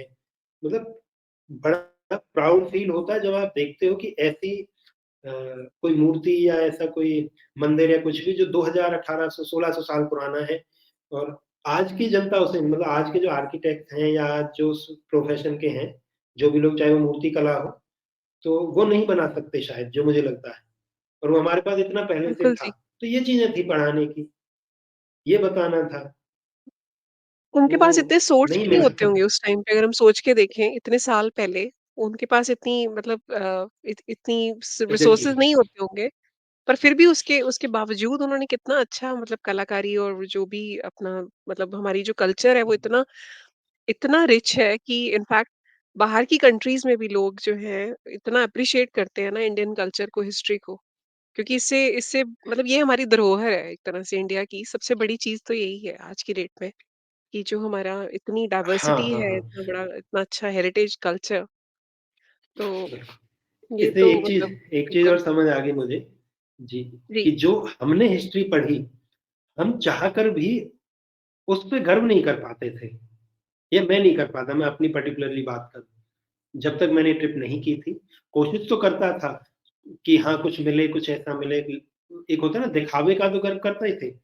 बट ये पता जी, था कि उसे पढ़ के ही समझा दिमाग में ये ज़रूर बैठा पड़ा था कि हम 200 साल इन्होंने हम पे राज किया गोरों ने, 300 साल ये मुगल रहे या उससे पहले और रहे, तो ये सब चलता था। बट हमारा जो हिस्ट्री है, जो मुझे लगता है कि पिछले 600 साल तक तो बड़ा फ़ोकस्ड रहा है हमारी किताबों में और उस 600 साल से पीछे के जो 1000 2000 साल हैं, वो बड़े ब्रीफ रहे हैं। कि ज़्यादा हिस्सा वही है ना गुलामी काल हमें समझा दिया गया तो अब कैसे हम गर्व महसूस करें। पर जब देखा कि भैया ये 600 साल की ही हिस्ट्री नहीं है, हिस्ट्री उससे पहले भी है। अशोक के समय की भी है, बिंबिसार के समय की भी है, चंद्रगुप्त के समय की भी है। तो तब समझ आता है कि मतलब ग्रैंड ट्रंक रोड जो हमारा है अगर मैं बात करूँ, वही घूमते-घूमते समझ आया। जीटी रोड जिसे बोलते हैं, शेरशाह सूरी के बाद से नाम पड़ा है शायद मुझे लगता है जीटी रोड। तो ये रोड जो चंद्रगुप्त मौर्य थे, उनके समय का है कि उन्होंने भी बनवाया था। तो ये अफ़गानिस्तान का एक पॉइंट है, वहाँ से शुरू होकर के बांग्लादेश तक जाता है। तो ये लगभग 2200 साल पुराना, जी, 2300 साल पुराना रोड है। बट नाम क्या जी। पड़ा हुआ है इसका शेरशाह सूरी मार्ग, हुँ, वहाँ दिक्कत आती है। तो हमने तो वही पढ़ा, शेरशाह सूरी ने बनवाया। लेकिन जब डीपली पढ़ेंगे इसको तो पता चलता है नहीं भैया ये तो उससे 1600 साल पहले से बना पड़ा है। और उसके जैसे सही बात। कितने ही राजा आए जिन्होंने इस पे रेनोवेट किया, किसी ने और अच्छा बनवाया, तो ऐसा होता रहा है। और सेम जो आपने बोला था कि रिसोर्सेज़ बहुत कम थे, तो मैंने जैसे बात करते हैं सूर्य मंदिर की, जो कोणार्क का सूर्य मंदिर है, वहाँ जी, उसके आज जो बारे में सुना स्ट्रक्चर है मैंने बहुत। बचा है जी, जी, जी। तो वहाँ का अभी जो स्ट्रक्चर है, वो एक 100 फीट ऊँचा मंदिर का स्ट्रक्चर है। तो उसे मंडप मंडप कहते हैं शायद वो अ कुछ मुझे याद नहीं आ रहा, भोजशाला या भोज मंडप कुछ कहते हैं उसको। और उसके पीछे था जिसमें देवालय, जिसमें कि मूर्ति रखी हुई थी। तो अभी जो टेम्पल की हाइट है, बहुत से लोग उसी को समझते हैं कि यही पुराना मंदिर है। जबकि सच्चाई क्या है कि हुँ, हुँ। उसके जस्ट पीछे 200 फीट ऊँचा, उससे पूरा 2 गुना ऊँचा वो था मंदिर का स्ट्रक्चर, जिसके अंदर मूर्ति रखी हुई थी। तो 200 फीट ऊँचा मंदिर बनाना उस समय और ऑन बुक्स शायद उसका जो है कि 12 साल उसको बनाने में लगे। और भी ऐसे कई जगह कई मंदिर थे कि जिनको कई जनरेशन्स ने बनवाया है। जो मैंने देखा खुद कि एक जनरेशन निकल गई, दूसरा आया और दूसरी जनरेशन में भी एक जो चीज़ अच्छी थी हमारे यहाँ पे हिस्ट्री में राजाओं की, कि इन्वेडर्स की जो हिस्ट्री है उसमें ज़्यादातर होता है कि किसी एक ने कुछ शुरू किया, दूसरा उसको तोड़ देगा। तीसरा आया वो उसको बिल्कुल ये तो खत्म कर देगा क्योंकि वो अपना नाम चलाना चाहेगा। पर हमारे जो हुँ, हिस्ट्री है उसमें मैंने देखा कि किसी एक राजा ने काम शुरू किया, वो 10, 20, 30 साल में मर गया या उसका राज छीन लिया गया, दूसरे राजा ने आया तो दूसरे राजा ने भी वो कंटिन्यू रखा। उसके बाद उसका हो सकता है बेटा हुआ या कोई तीसरा राजा आ गया, कोई तीसरे ने उसपे राज करना शुरू कर दिया, उसको हटा के इन्वेड किया, तो तीसरे ने भी वो काम रोका नहीं, उसने भी वो जारी रखा। तो वो चलते गए जनरेशंस में काम हुआ 20-20 साल, 30-30 साल और साउथ में तो बहुत बड़े-बड़े पुराने मंदिर हैं, मैं वहाँ अभी तक नहीं पहुँचा हूँ। तो वो भी ज़रूर लोग जी। आपको बताएँगे जब पहुँचेंगे कि वहाँ ऐसे हैं कि बिल्कुल 100-100 जी, साल तक बिल्कुल। जिन पे काम हुआ है। बहुत अच्छे और एक्सपीरियंसेस और हाँ, ये जिस सारे जितने भी ये मतलब एक तरह से इतने हेरिटेज रिच जो जगहें थी, इनके अलावा जब आप दूसरी जैसे माउंटेन्स पे जब आप जाते थे, है ना? मेघालय में गए या नागालैंड वगैरह, हुँ, हुँ, हुँ। तो कहते हैं माउंटेन्स में काफ़ी सारे पैरानॉर्मल एक्सपीरियंसेस भी लोगों को होते हैं। स्पेशली उत्तराखंड में तो होते हैं, वो तो अलग चीज़ है। पर क्या मेघालय और वहाँ पे आप आपको कुछ ऐसा फ़ील हुआ कभी भी? क्योंकि आप कैंपिंग भी करते थे, काफ़ी आप ऑन द रोड भी रहते होंगे, है ना? काफ़ी चलना पड़ता होगा। तो कभी ऐसा हुआ कि जैसे आप रात को कहीं बाहर रुके हुए हैं या फिर कैंपिंग कर रहे हैं और आपको कुछ ऐसा फ़ील हुआ हो या आपको डर लगा हो? मैं अपना जैसे मेरी आदत थी शुरू से ही कि कई बार जैसे किसी से फ़ोन पे बात कर रहा हूँ तो बाहर निकल गए चलते-चलते, होटल में हूँ तो होटल से बाहर सड़क पे निकल गए और ख़ासकर जब रात होती है तो शांति रहती है। तो बहुत जगह लगभग मुझे लगता है हर शहर में ऐसा हुआ है कि मैं 10, 11, 12 मतलब 12 और 1 बजे तक भी होटल से बाहर घूम रहा हूँ सड़क पे। और कई बार लोकल लोग मुझे कहते थे कि आप इतनी रात को बाहर क्यों जाते हो? तो मैं ठीक है भैया क्या हो रहा है? मुझे ना तो कभी पैरानॉर्मल जैसा कुछ हुआ उस बीच में जैसे मैं शहरों में रहा हूँ और दूसरा जी, कई मैंने ट्रैक किए हैं अकेले, जहाँ मैं अकेला पहाड़ के ऊपर रुका, कोई भी नहीं था और अकेला टेंट लगा के रुका, खाना-वाना खाया, बिल्कुल अकेले टेंट खाने में मतलब मेरे पहाड़ पास पे, हाँ, हाँ, हाँ, बिल्कुल, बिल्कुल। जैसे कोई अगर रेक जानवर की का डर बात नहीं, करूँ, रेक कोई डर चढ़ाऊँ नहीं। मैं जी, उसमें क्या है जानवर का एक होता था कि बस 2 चीज़ें हमें मुझे सुनिश्चित करनी होती थी, लोकल लोगों से पहले कि वहाँ एक तो हाथी ना हो और एक शेर ना हो, शेर चीता वाला। उसके अलावा कुछ भी होगा उससे प्रॉब्लम नहीं है कि अगर टेंट के अंदर है तो कोई जानवर फिर छेड़ता नहीं, तो उसमें प्रॉब्लम नहीं आती। हाँ, एक हाथी ऐसा है कि जो गड़बड़ कर सकता है, शेर चीता वाला जो चक्कर है और इवन बिल्कुल, तेंदुआ भी टेंट के अंदर वो नहीं डिस्टर्ब करेगा आदमी को। तो वो मुझे पता है। तो इसलिए बस ये पता कर लेते थे कि भैया यहाँ हाथी का कोई वो तो नहीं है, जो उनका रास्ता होता है, उनके अपने निश्चित होते हैं, वो उससे बाहर नहीं जाते। और सेम वही शेर वाला उस सब का, तो वो पहले ही पता कर लेते थे। उसके अलावा छोटा-मोटा तो फिर जो जानवर है वो रहे, उससे कुछ मुझे लगता नहीं कोई फ़र्क पड़ता है। हाँ, मैं रेक में रुका था अकेला मुझे याद है। कई ट्रैक हैं ऐसे छोटे-छोटे जहाँ मैं रुका हूँ। नागालैंड में भी गया था, उधर भी था। तो अकेला रुका और मुझे नहीं महसूस हुआ आज तक कभी कुछ ऐसा। कुछ नहीं हुआ। कि कोई ये पैरानॉर्मल कहते हैं ना एक्टिविटी कई हुई बार हो। ये मन में भी होता है कई बार, जो चीज़ें मन में होती हैं वो कई बार हमारे सामने आ जाती हैं, ज़्यादातर डर मुझे के लगता मारे है वही कि है कि ऐसा आप होता है। जितना हाँ, डरते हो, तो वो डर वो झाड़ी को भी बैठा हुआ आदमी ऐसा बना देगा कि कोई बैठा था। हाँ, बस और सही बात है। वो कि आपने पीछे कोई आवाज़ सुनी, चूहा निकला है, पर आपको लगा नहीं कोई आदमी ही था वो तो पक्का। तो आपका माइंड क्रिएट भी कर देगा इमेज देखो वो खड़ा था, निकल गया देख के। जी, मुझे ऐसा ही लगता है, मेरे साथ सही कभी बात। ऐसा कुछ हुआ नहीं। और जी, इवन लोगों ने मुझसे कई बार पूछा जैसे मैं रेक से ही नीचे आया उससे, तो नीचे एक वो था गवर्नमेंट का लॉज वहाँ पे मिज़ोरम में। हाँ, मिज़ोरम का ये बाद में बताऊँगा एक बड़ी अच्छी बात है वहाँ की। तो वहाँ पे जो काम करते थे वो जैसे पहले दिन मैं उनके पास रुका था लॉज में तो खाना-वाना खाया था, तो अगले दिन 2 दिन बाद जब मैं आया, तो बोला, "अरे! तू यहीं है अभी?" मैं, "हाँ।" तो हिंदी भी टूटा-फूटा आती है उनको। तो किधर रुका तुम? किधर रुका? मैं ऊपर गया था, पहाड़ पे रुका। बोला 2 दिन तू अकेला सोता रहा ऊपर? मैं तो बोला तुम्हें डर नहीं लगा? मैं किससे? बोला भूत-वूत से भूत आ जाता तो? मैं आया नहीं यार डर कहाँ से लगेगा? आता तो डरते। मतलब लोकल लोगों में पहाड़ों में मैंने देखा बहुत है थोड़ा बढ़िया। ज़्यादा ही होता है कि वो डरते हैं कहते हैं कि वैसे नहीं अकेले पहाड़ों नहीं में जाना। हाँ, जी, होता कहते हैं है वैसे मैंने पहाड़ों में ना कि सुना है। होता है। हाँ जी, सुना तो तो मतलब होता बहुत है। होगा हमें नहीं मिला जी अभी तक, तो बहुत अच्छी बात है। होगा तो कभी बहुत अच्छी बात। बताएँगे कभी जी, जी। मिलेगा तो। जी, जी। और आपकी इम्यूनिटी कैसी ब रही? मतलब ये पूरे ट्रिप के दौरान आपको कभी ऐसा थोड़ा हाँ। मतलब हेल्थ वाइज़ आपको कुछ कभी डाउन हुए या कुछ ऐसा लगा कि भई फैमिली की याद आई हो कि वापस चला जाऊँ, हेल्थ खराब हो गई है या कुछ ऐसा? नहीं, उसमें क्या था हाँ, इम्यूनिटी मेरी बहुत खराब रही। असल में क्या था कि जो मैं ट्रिप से पहले भी बीमार हुआ था, मेरी इम्यूनिटी बहुत लो हुई थी और शायद वो कोविड से चल रहा था। 2021 में मुझे कोविड हुआ था, सेकंड वेव वाला जो बहुत हेवी वाला जो सबको हुआ। जी, तो उसके बाद जी, से जी। इम्यूनिटी में बहुत गड़बड़ आने लगी। तो ट्रिप में भी मेरे साथ बहुत बार ऐसा हुआ था कि इम्यूनिटी बहुत डाउन हो जाती थी और वेट भी बहुत कम हो जाता था। 3-3 दिन तक मुझे याद है कि लगातार छींकें आती रहती थी, जुकाम रहता था और बुखार भी रहता था। ठीक है, अपने साथ में फर्स्ट एड रखता था कि वो ले लिया, खा लिया और लास्ट में जब मैंने ट्रिप ब्रेक की, मैंने पूरे 600 दिन नहीं किए उसपे, तो मेरी हालत ये थी कि अंदर वज़न था उस टाइम पे, जब मैं ट्रिप से आया हूँ वापस, आया भी क्या घरवालों ने बुलाया ज़बरदस्ती। तो मेरा वेट था 54 केजी 54 किलो और जब मैं ट्रिप पे गया था मेरे आने के बाद? वेट था लगभग हाँ, और जब मैं ट्रिप पे जी, निकला जी। था तब था 64 केजी 64 किलो।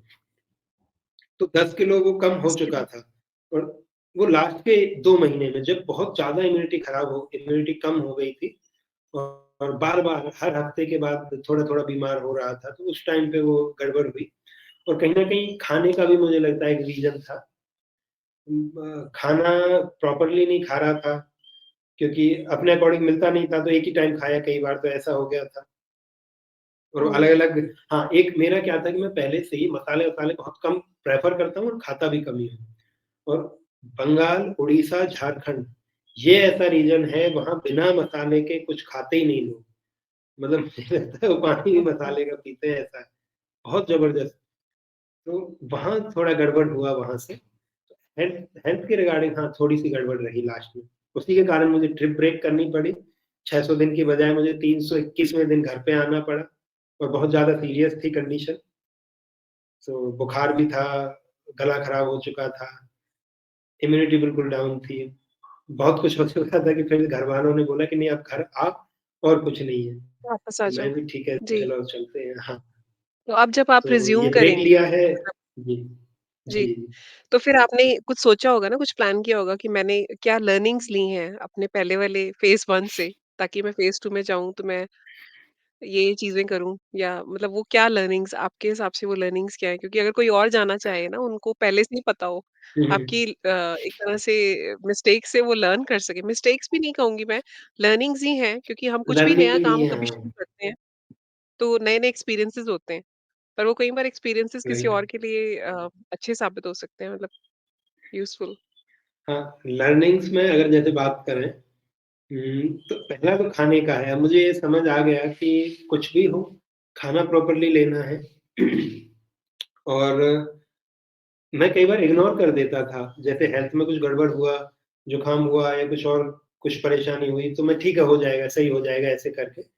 और बहुत सीरियस भी रहा हूँ मैं कुछ दिन तक, तो ऐसा था कि मेरी जो नॉर्मल एक्टिविटी लेवल है, वो ऐसा है कि मैं दिन के 12-13 किलोमीटर बड़ा ईज़िली चलता था।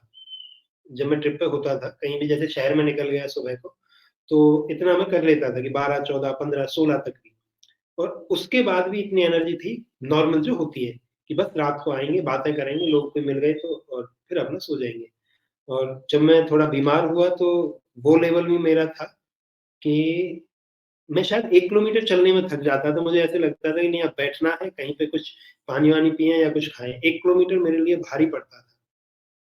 तो वो लेवल भी आया था। उसमें मुझे लगता है कि एक तो हेल्थ को थोड़ा सीरियस लेना है, कि अगर एक दिन भी कुछ गड़बड़ दिखा तो रेस्ट ले लें। तो मैं रेस्ट नहीं लेता था, गड़बड़ वही थी कि खींचते गए, जो होता है ना कि अंत आ गए कि अब तो हो ही नहीं सकता, तब रुके। तो वो नहीं करना है। और कई बार ऐसा रहा कि मैं योगा-वोगा करता था, रेगुलरली नहीं कर पाया। तो मुझे लगता है शायद वो भी कारण रहे होंगे कि अब कोई भी एक एक्टिविटी, चाहे मैं योगा कर रहा हूँ या फिज़िकल एक्सरसाइज़ेज़ करूँ, तो वो कुछ ना कुछ कंटिन्यू रखना ही है डेफ़िनिटली। हेल्थ के रिगार्डिंग तो मुझे लगता है यही है। बाकी समय बताएगा, अब जब आगे कुछ नया फ़ेस जी, करेंगे। ये बात आपने बहुत और अच्छी बोली, ये जी। माइंड और जो बॉडी के तालमेल वाली है ना अलाइनमेंट, तो मतलब कोइंसिडेंटली मैंने कल ही एक पॉडकास्ट किया, एक वीडियो भी डाली है, उसमें भी ना यही बात मैंने मतलब एक एम्फसाइज़ करने की कोशिश करी है कि शरीर को ना हमें सुनना चाहिए, कि जब शरीर कह रहा है हुँ, ना नहीं, कि अभी ताकत नहीं है मेरे अंदर, वही वाली बात है कि एम्बेसडर के अंदर अगर आप फ़ॉर्मूला 1 वाले ड्राइवर को अगर बिठा दोगे, क्योंकि मन जो है तो वो तो हमारा कहेगा ये भी करना है, वो भी करना है, वो भी करना है। लेकिन बॉडी के जी, अंदर कई बिल्कुल। बार ताकत नहीं होती चीज़ों को करने की। तो सही बात आपने बोली। अब एक बड़ा इंटरेस्टिंग क्वेश्चन है जो मेरे दिमाग में आ रहा है कि जी। जब आप निकले थे, है ना? भारत दर्शन के लिए, तो आपने जैसे अब मैं अगर अपना सोचूँ बताऊँ आपको कि अगर मुझे जैसे बाहर से इंडिया जाना होता है, कहीं पे भी जाना होता है, तो ना हुँ, हुँ। काफ़ी सारा सामान होता है जो मैं कहती हूँ ये भी लेके जाना है, साथ में ये भी लेके जाना है। लेकिन क्योंकि आपको चलना भी था, पैदल भी चलना है और मतलब आपका ट्रैवल बहुत लंबा था। तो आपने क्या-क्या सोचा मुझे क्या-क्या साथ में कितने कपड़े रखने हैं, कितनी क्या-क्या चीज़ें आपने अपने बैकपैक में डाली? आप ये बताइए ताकि आइडिया लगे कि हमें कितने मिनिमम से भी हम ट्रैवल कर सकते हैं। शुरू में हाँ, इस पे जैसे मैं बात करता हूँ, शुरू में मैं भी इमैच्योर था। तो जब मैं घर से निकला तो मेरे पास लगभग 10 या 11 जोड़ी कपड़े थे, कि मैं 10-11 दिन धोने का थोड़ा मैं आलसी हूँ, तो मुझे ये था कि 10 दिन तक, 15 दिन तक भी मैं बिना धोए चलूँ।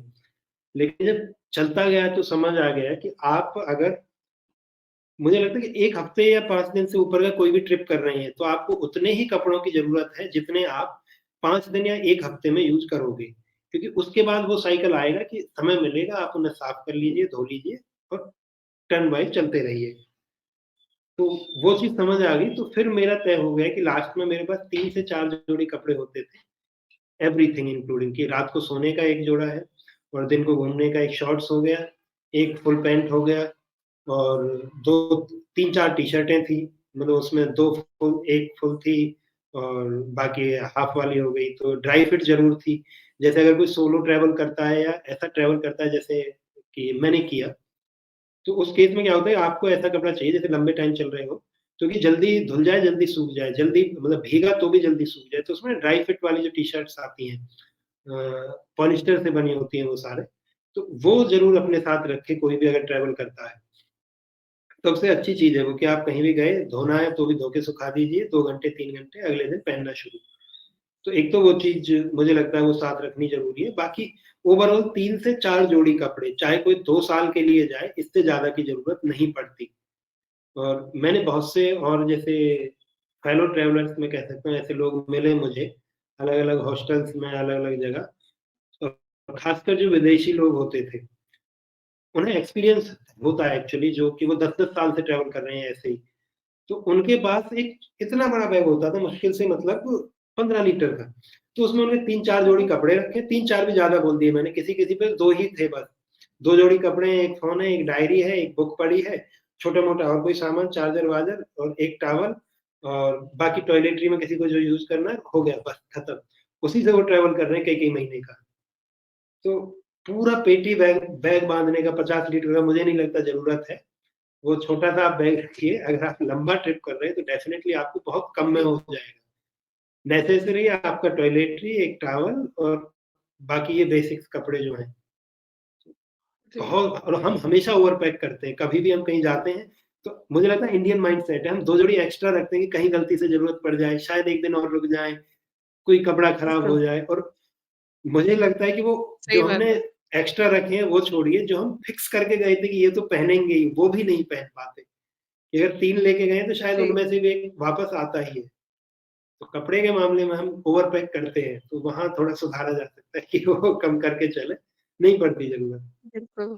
क्योंकि बैगेज भी एक तरह से हमारे मुझे लगता है कि अगर हम इसको कंपेयर करें ना अपने कर्मों के साथ, कि जितना ज़्यादा हम अपने माइंड के ऊपर लेते जाएँगे, जितनी हम कर्म बाँधते जाएँगे लोगों के साथ बिल्कुल। अच्छे-बुरे, वैसे ही बैगेज है। मतलब जितना कम रखोगे उतना लाइट रहोगे और वैसे ही है कि हाँ, जितना हाँ। लोगों के साथ कम इंटरेक्शन हो गलत वाली, उतने आप लाइट रहोगे। हुँ, हुँ, हुँ, हुँ। आपको कोई एग्ज़ैक्टली। परेशान नहीं करेगा मेंटली, तो बिल्कुल, ये बिल्कुल। तो है। तो बाकी और बताइए आपके कुछ ऐसे विदेशियों के साथ कोई ऐसे इंटरेस्टिंग एक्सपीरियंसेस हुए? क्योंकि आपने बोला ना कि और भी सोलो ट्रैवलर्स आपको मिले हाँ, अ, हाँ। ट्रिप में। हाँ, एक इंटरेस्टिंग था मुझे याद आ गया। मैंने मेघालय में तब मैं ऐसे ही ट्रैवल कर रहा था नॉर्मल वे में जैसे मैं कर रहा था। मतलब जहाँ पे मेरा एक्सपेक्टेशन रहती थी खर्चे की कि महीने का 30,000 उस बीच में तो मैं मोस्टली उस टाइम तक हॉस्टल्स में ही रुका था, होटल, हॉस्टल, धर्मशाला इन सब में। मतलब पैसे दे के रुका था, पैसे दे के खाया था, पैसे दे के ही ट्रैवल किया था। तो मेघालय में एक ट्रैक है, डबल डेकर ब्रिज बोलते हैं उस जगह को। तो वो क्या रूट ब्रिजेज़ है। तो पेड़ की जो जड़ होती है उससे उन्होंने वहाँ के जो ट्राइबल लोग हैं, वो पुल बना देते हैं नदी के ऊपर, झरने के ऊपर। तो वहाँ क्या उन्होंने 2 लेयर में ऐसा पुल बना रखा है, तो वो बड़ा आकर्षण का केंद्र है। तो वहाँ के लिए ट्रैक है, तो ट्रैक नीचे उतर के है एक्चुअली। तो मेघालय का जो टेरेन है वो थोड़ा-सा अलग है। तो वहाँ रास्ता ऊपर-ऊपर पहाड़ों से जाता है, तो नीचे वैली है, घाटी, उसमें जाना है आपको। तो लगभग 3 से 4,000 सीढ़ियाँ हैं, जो आपको उतरनी है, नीचे जाएँगे।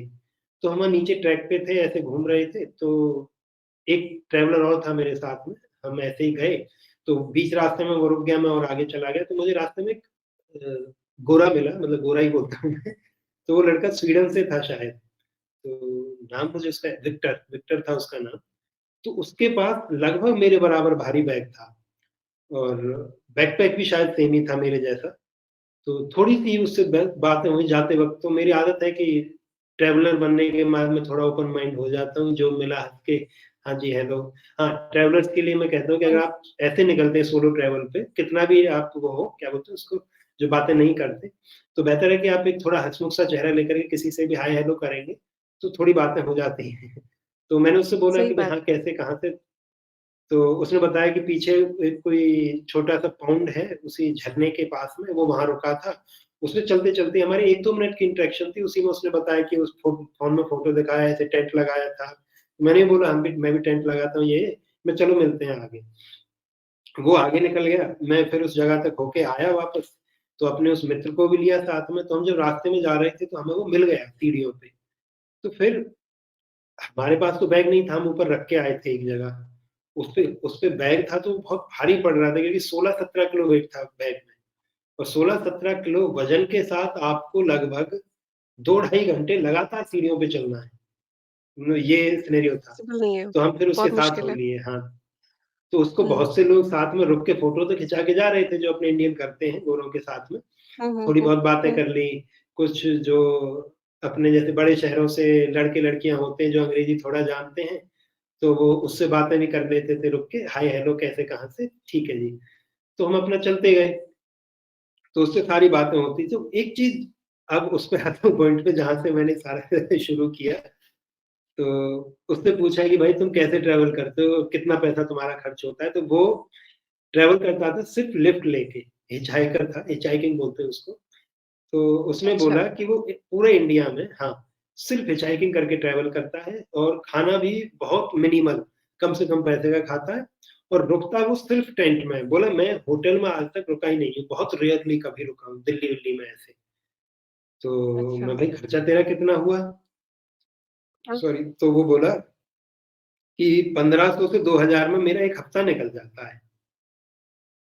₹1500 जिस से ₹2000 तक हाँ, कि मतलब 1500 कोई और इंडियन करेंसी रुपए। में कहते नहीं, नहीं, अच्छा नहीं, जी, पहले हाँ, मैंने भी कन्फर्म किया कि इंडियन रूपी या तेरा अपना जी, वो यूरो, तो ना नहीं इंडियन रूपी कि sometimes I have to spend अच्छा, 1500 और टू 2000 मतलब उससे कम था उसका, कि 1500 रुपए में हाँ, वो 1 हफ्ता निकाल लेता था। उसमें भी बोला कि जो मेरा ज़्यादा खर्चा है वो खाने का रहता है। तो 1500 से हमने तुरंत गुना किया जी ये तो 5-6 हज़ार में कर रहा है। तो मैंने बोला भाई तुम हुँ, ऐसे कैसे? तो वहाँ से मुझे थोड़ा-सा लगा शॉक कि मैंने उसी महीने मेरा खर्चा हुआ था लगभग 27-28 हज़ार रुपए और उसका अच्छा, विदेशी होकर के खर्चा था 4-5 हज़ार रुपए हाँ, कि फिर समझ आया कि नहीं, अब ऐसे ही करना पड़ेगा, कि अब मैं सेम यही हुँ, करूँगा। तो फिर उससे पूछा मैंने कि तुम रुकते कैसे हो? जगह कैसे डिसाइड करते हो कैंप के लिए? और हिचहाइकिंग कैसे करते हो? लिफ्ट क्योंकि लोग देते हुँ, नहीं हैं तो कैसे? उसने बताई ट्रिक बताई एक लिफ्ट लेने की कि आप जैसे भी रोड पे हो तो try to make eye contact कि वो लोगों से आँखें मिलाने की कोशिश करना, कि आई हुँ, कॉन्टैक्ट हो जाएगा उसके बाद में उससे थोड़ा हँसता हुआ चेहरे लेके हाय हेलो करो, तो वो रुक जाएगा और बातें होंगी तो छोड़ देगा। तो अब उसके केस में हुँ, लेकिन एक फ़र्क है, मतलब उसने सही तरीका बताया, मैंने यूज़ किया और हिचहाइकिंग मैंने किया फिर उसके बाद 2-3 महीने जी, जो मेघालय में, त्रिपुरा में, मिज़ोरम में मैंने पूरा हिचहाइक किया और पैसा बचाया भी एग्ज़ैक्टली उससे अगले महीने मेरा खर्चा बहुत कम हुआ था, आधे से भी कम था। अच्छा, तो हुँ, हाँ, तो इसकी लेकिन एक थोड़ी-सी अलग बात है कि 2 चीज़ें हैं। इंडिया में एक तो फ्री का चलना और एक फ्री का रुकना। चलना माने हिचहाइकिंग आप लिफ्ट लेके ट्रैवल करो, रुकना माने एक काउच सर्फिंग करके एक एप्लीकेशन है, वेबसाइट है। तो वहाँ से क्या है कि आप हुँ, किसी को रिक्वेस्ट भेज सकते हो होस्ट करने के लिए कि आप फ्री में उसके घर रुक जाएँ 1 दिन, 2 दिन कौन-सी और एप्लीकेशन है? उसके साथ में अपने दोबारा से बताइए। ये काउच सर्फिंग। काउच सर्फिंग, अच्छा जी, ठीक है, जी, तो जी, हाँ, अब होता क्या है कि उसपे क्राइटेरिया है, एक जैसे मैं और ट्रैवलर मिलते थे तो मैं मज़ाक में बोलता था कि मैं देखो इन दोनों चीज़ों का अपने यहाँ एक क्राइटेरिया है और उस क्राइटेरिया में 3 लेवल हैं। पहला है कि आप फॉरेनर होने चाहिए हो, मतलब आप फॉरेनर हो और साथ में लड़की भी हो, तो आप फ्री में अच्छा। ट्रैवल करोगे, फ्री में रुकोगे, पूरे इंडिया में कोई दिक्कत नहीं है। और ऐसा मैं क्यों? दूसरा है क्योंकि मतलब कपल को देख के लोग रोक लेंगे कि भई हाँ, गलत नहीं है या ऐसा कुछ, डर नहीं नहीं, नहीं, लगता लोगों नहीं, को? कपल नहीं, हाँ, आप सोलो ट्रैवलर हो। सॉरी कपल हुँ, नहीं, आप सोलो ट्रैवलर हो, अकेले हो और आप एक लड़की हो और लड़की होने के अच्छा, साथ-साथ आप एक विदेशी महिला हो। तो अच्छा, अच्छा। कोई भी जी, आदमी मतलब राह चलता भी खुद से रुक के पूछेगा कि आप कहाँ जा रहे हैं? तो लेफ्ट कहाँ लेने जाना की तो चाहते प्रॉब्लम है ही हो? नहीं। जी, जी, जी, समझ गई। अपना इंडियन जी, माइंडसेट है, अतिथि देवो भव। हाँ, हाँ, नहीं वो और तो है। उसमें भी वो तो दूसरा फिर उसका लेवल है कि ठीक है, कि आप लड़की नहीं हो बट आप विदेशी हो, तो भी चलेगा। तो भी आपको काउच सर्फिंग पे आप रिक्वेस्ट भेजो, 2 दिन 1 रिक्वेस्ट भेजिए तो 1 एक्सेप्ट होगी, 4 भेजिए तो चारों एक्सेप्ट होंगी। आप किसी के भी घर जाके रुकिए, खाइए और चले जाइए। और तीसरा फिर जी, क्राइटेरिया एक आता है कि चलो आप फॉरेनर नहीं हो, लड़की नहीं हो, मतलब इंडियन हो, बट इंडियन लड़की हो। मतलब हाँ, इंडियन हो लेकिन लड़की हो, तो भी आपको थोड़ा प्रेफ़रेंस मिल जाएगा। उसके बाद कोई क्राइटेरिया नहीं कोई क्राइटेरिया है। नहीं है, उसके उसके बाद आपकी बाद अपनी किस्मत है। क्योंकि एक ट्रैवलर था उसने मुझे बताया कि उसको कोई लड़की मिली थी सोलो ट्रैवलर ऐसे ही, किसी हॉस्टल में या कहीं पे वो रुके, तो उसकी उससे बातें होती रही फिर रेगुलर जैसे इंस्टाग्राम पे उन्होंने कनेक्ट कर लिया। तो उन दोनों ने किसी एक शहर में जाके अब शायद वो वेस्ट बंगाल में था या बिहार में कि 4-5 लोगों पे रिक्वेस्ट भेजी। तो लड़के की तो एक्सेप्ट नहीं हुई, वो ठीक है जी अपना रुक गया अपना टेंट वेंट लगा के जो भी है। और वो लड़की से उसकी बाद में बातें हो रही थी तो बोला मैंने उसका रिव्यू देखा, तो जिस ट्रैवलर को मैंने अप्लाई किया था उसने उसी लड़की को एक्सेप्ट किया और बोला मुझसे आगे पीछे की डेट अच्छा, में बोला मुझसे उसने बोल दिया कि मैं कहीं बाहर हूँ 1-2 हफ्ते के लिए अभी नहीं हूँ इधर। तो वो बोला कि भाई मुझे तो समझ आ गया, अब मैं चक्कर में पड़ता ही नहीं, मुझे पता है क्या है अपने यहाँ। तो मैंने फिर उसे समझाया कि नहीं देखो इसमें 3 लेवल होते हैं, तुम किसी में भी फिट नहीं हो। हुँ, मैं तुम्हारे लिए नहीं है। तो ये चलता है एक्चुअली। सही तो अब ज हाँ, थोड़ा वो जो लोग लड़का था विक्टर उसके माइंडसेट साथ भी वैसा यही है। था। हाँ, जी, तो कुछ तो वो देखो वो है हमारे अंदर आज भी ना वो व्हाइट स्किन की गुलामी, अंग्रेजी मानसिकता तो उसका कारण भी है। कोई भी गोरा देखते ही एकदम से हम लट्टू हो जाते हैं कि अरे चलो इसी हुँ, और भी कुछ नहीं फ़ोटो ही खिंचा लिया। जबकि कुछ हुँ, है नहीं उसका कोई मोटिव नहीं है। तो ये है उसके सही बाद बात उससे है। मैंने सीखा, इंस्पायर हुआ एक्चुअली सीखा भी नहीं इंस्पायर हुआ उससे कि हाँ यार, अब सस्ते में बजट ट्रैवल मैं भी कर सकता हूँ जब ये कर रहा है तो। तो हाँ, उससे इंस्पायर हुआ था ज़रूर। और भी मिले ऐसे बहुत ट्रैवलर्स बढ़िया, इंडियन भी थे कुछ, ये चलती रही जर्नी। बहुत बढ़िया। तो अब आपने रिज़्यूम करना है नेक्स्ट ईयर? हाँ, हाँ। सोचा है फरवरी का, 1 महीने बाद जी, अभी नहीं 2 महीने हैं कि फरवरी में इसको जी, जी। दोबारा से रिज़्यूम करेंगे और फिर देखो क्या कौन-सी होता है। सिटी से कौन-सी सिटी से स्टार्ट करेंगे इस बार? अ, शायद मैं इस स्टेट? बार राजस्थान से इसे शुरू करूँगा जी, क्योंकि हाँ, सॉरी जैसे मैं पिछली बार उड़ीसा तक था, तो उड़ीसा मेरा पूरा नहीं हुआ है, मैं छोड़ के आया था इस उम्मीद में कि वापस इधर आऊँगा, तो यहीं से शुरू करूँगा। तो लेकिन मैं जो ट्रैवल करता हूँ उसमें वेदर को ध्यान रख के करना पड़ता है, कि किस मौसम में किस जगह पे हूँ, क्योंकि हमारे इंडिया में सारे वेदर हैं अलग-अलग। तो अब जैसे राजस्थान में ठंड में जाना सही है, साउथ में भी ठंड के टाइम पे जाना सही है और जो बीच का एरिया है उधर थोड़ा चल सकता है गर्मी में। तो अगर मैं अभी वहाँ पे जाता हूँ उड़ीसा, तो मैं पूरा मई-जून में पहुँचूँगा मैं तमिलनाडु, केरल, कर्नाटक और वो सबसे बुरी हालत होती है उस टाइम पे उधर। तो कोशिश है कि जितना बेहतर कर सकें, तो मैंने अब तय सोचा तो ये है कि राजस्थान से शुरू करेंगे और अगले नवंबर-दिसंबर आते-आते मैं फिर साउथ पहुँच जाऊँगा 10 महीने में, 8-10 स्टेट क्रॉस करते हुए। तो ये है जी, अभी तक तो प्लान। बाकी देखिए समय के साथ बहुत क्या बढ़िया। होता है। जी, तो प्री प्लान्ड बहुत वैसे कुछ बढ़िया। है नहीं। जी। बहुत अच्छा लगा मोहित जी बाकी आपसे बात करके और इतने सारे एक्सपीरियंसेस जान के। अम, मुझे लगता है हमें जी। रेगुलरली कनेक्ट करना चाहिए। आप जभी भी प्लान हाँ, कर हाँ, रहे हो बिल्कुल, या बिल्कुल। फिर आप जभी भी मतलब अलग-अलग स्टेट्स में जब आप जा रहे हो, आपके इतने इतनी अच्छी आपकी वीडियोज़ भी हैं यूट्यूब पे भी और इंस्टाग्राम के ऊपर तो बहुत ही ज़्यादा मतलब मैं तो खुद प्रभावित हुई बहुत सारी आपकी वीडियोज़ से जो आपने कुछ मतलब एक तरह से सीख ही दी है। एक सूक्ष्म कटाक्ष है वो हमारे जनता के लिए, है ना? मतलब जो हम खुद ही कर रहे हैं, कि हम खुद ही कुछ चीज़ें खराब हाँ, कर रहे हैं और उसका रिज़ल्ट भी हम खुद ही भोग रहे हैं।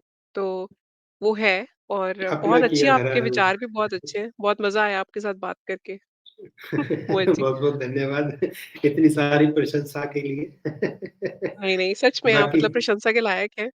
और मैं तो यही बोलूँगी नहीं, आप अभी जल्दी तो मैं से सीख रहा हूँ। पूरा जी, पूरा भारत भ्रमण करिए और जो भी आपके आगे विचार है ना मतलब जो भी करियर को लेके बिज़नेस या जो भी आप करना चाहते हैं, वो जल्दी से आपका पूरा हो जाए। सारी ये चीज़ें आप कर रहे हैं तो देखिए आपने मन बनाया, आपने अपने ऊपर विश्वास किया तो इतना कर पाए हैं, नहीं तो अ, मैं भी इंडियन मन से तो हाँ। इंडियन ही हूँ, पर मैं भी नहीं कर पाई इतना जितना मतलब मुझे तो लगता है मैंने 10 जैसे आपने 10 स्टेट्स की बात करी, मैंने वो 10 स्टेट अभी तक कवर नहीं किए।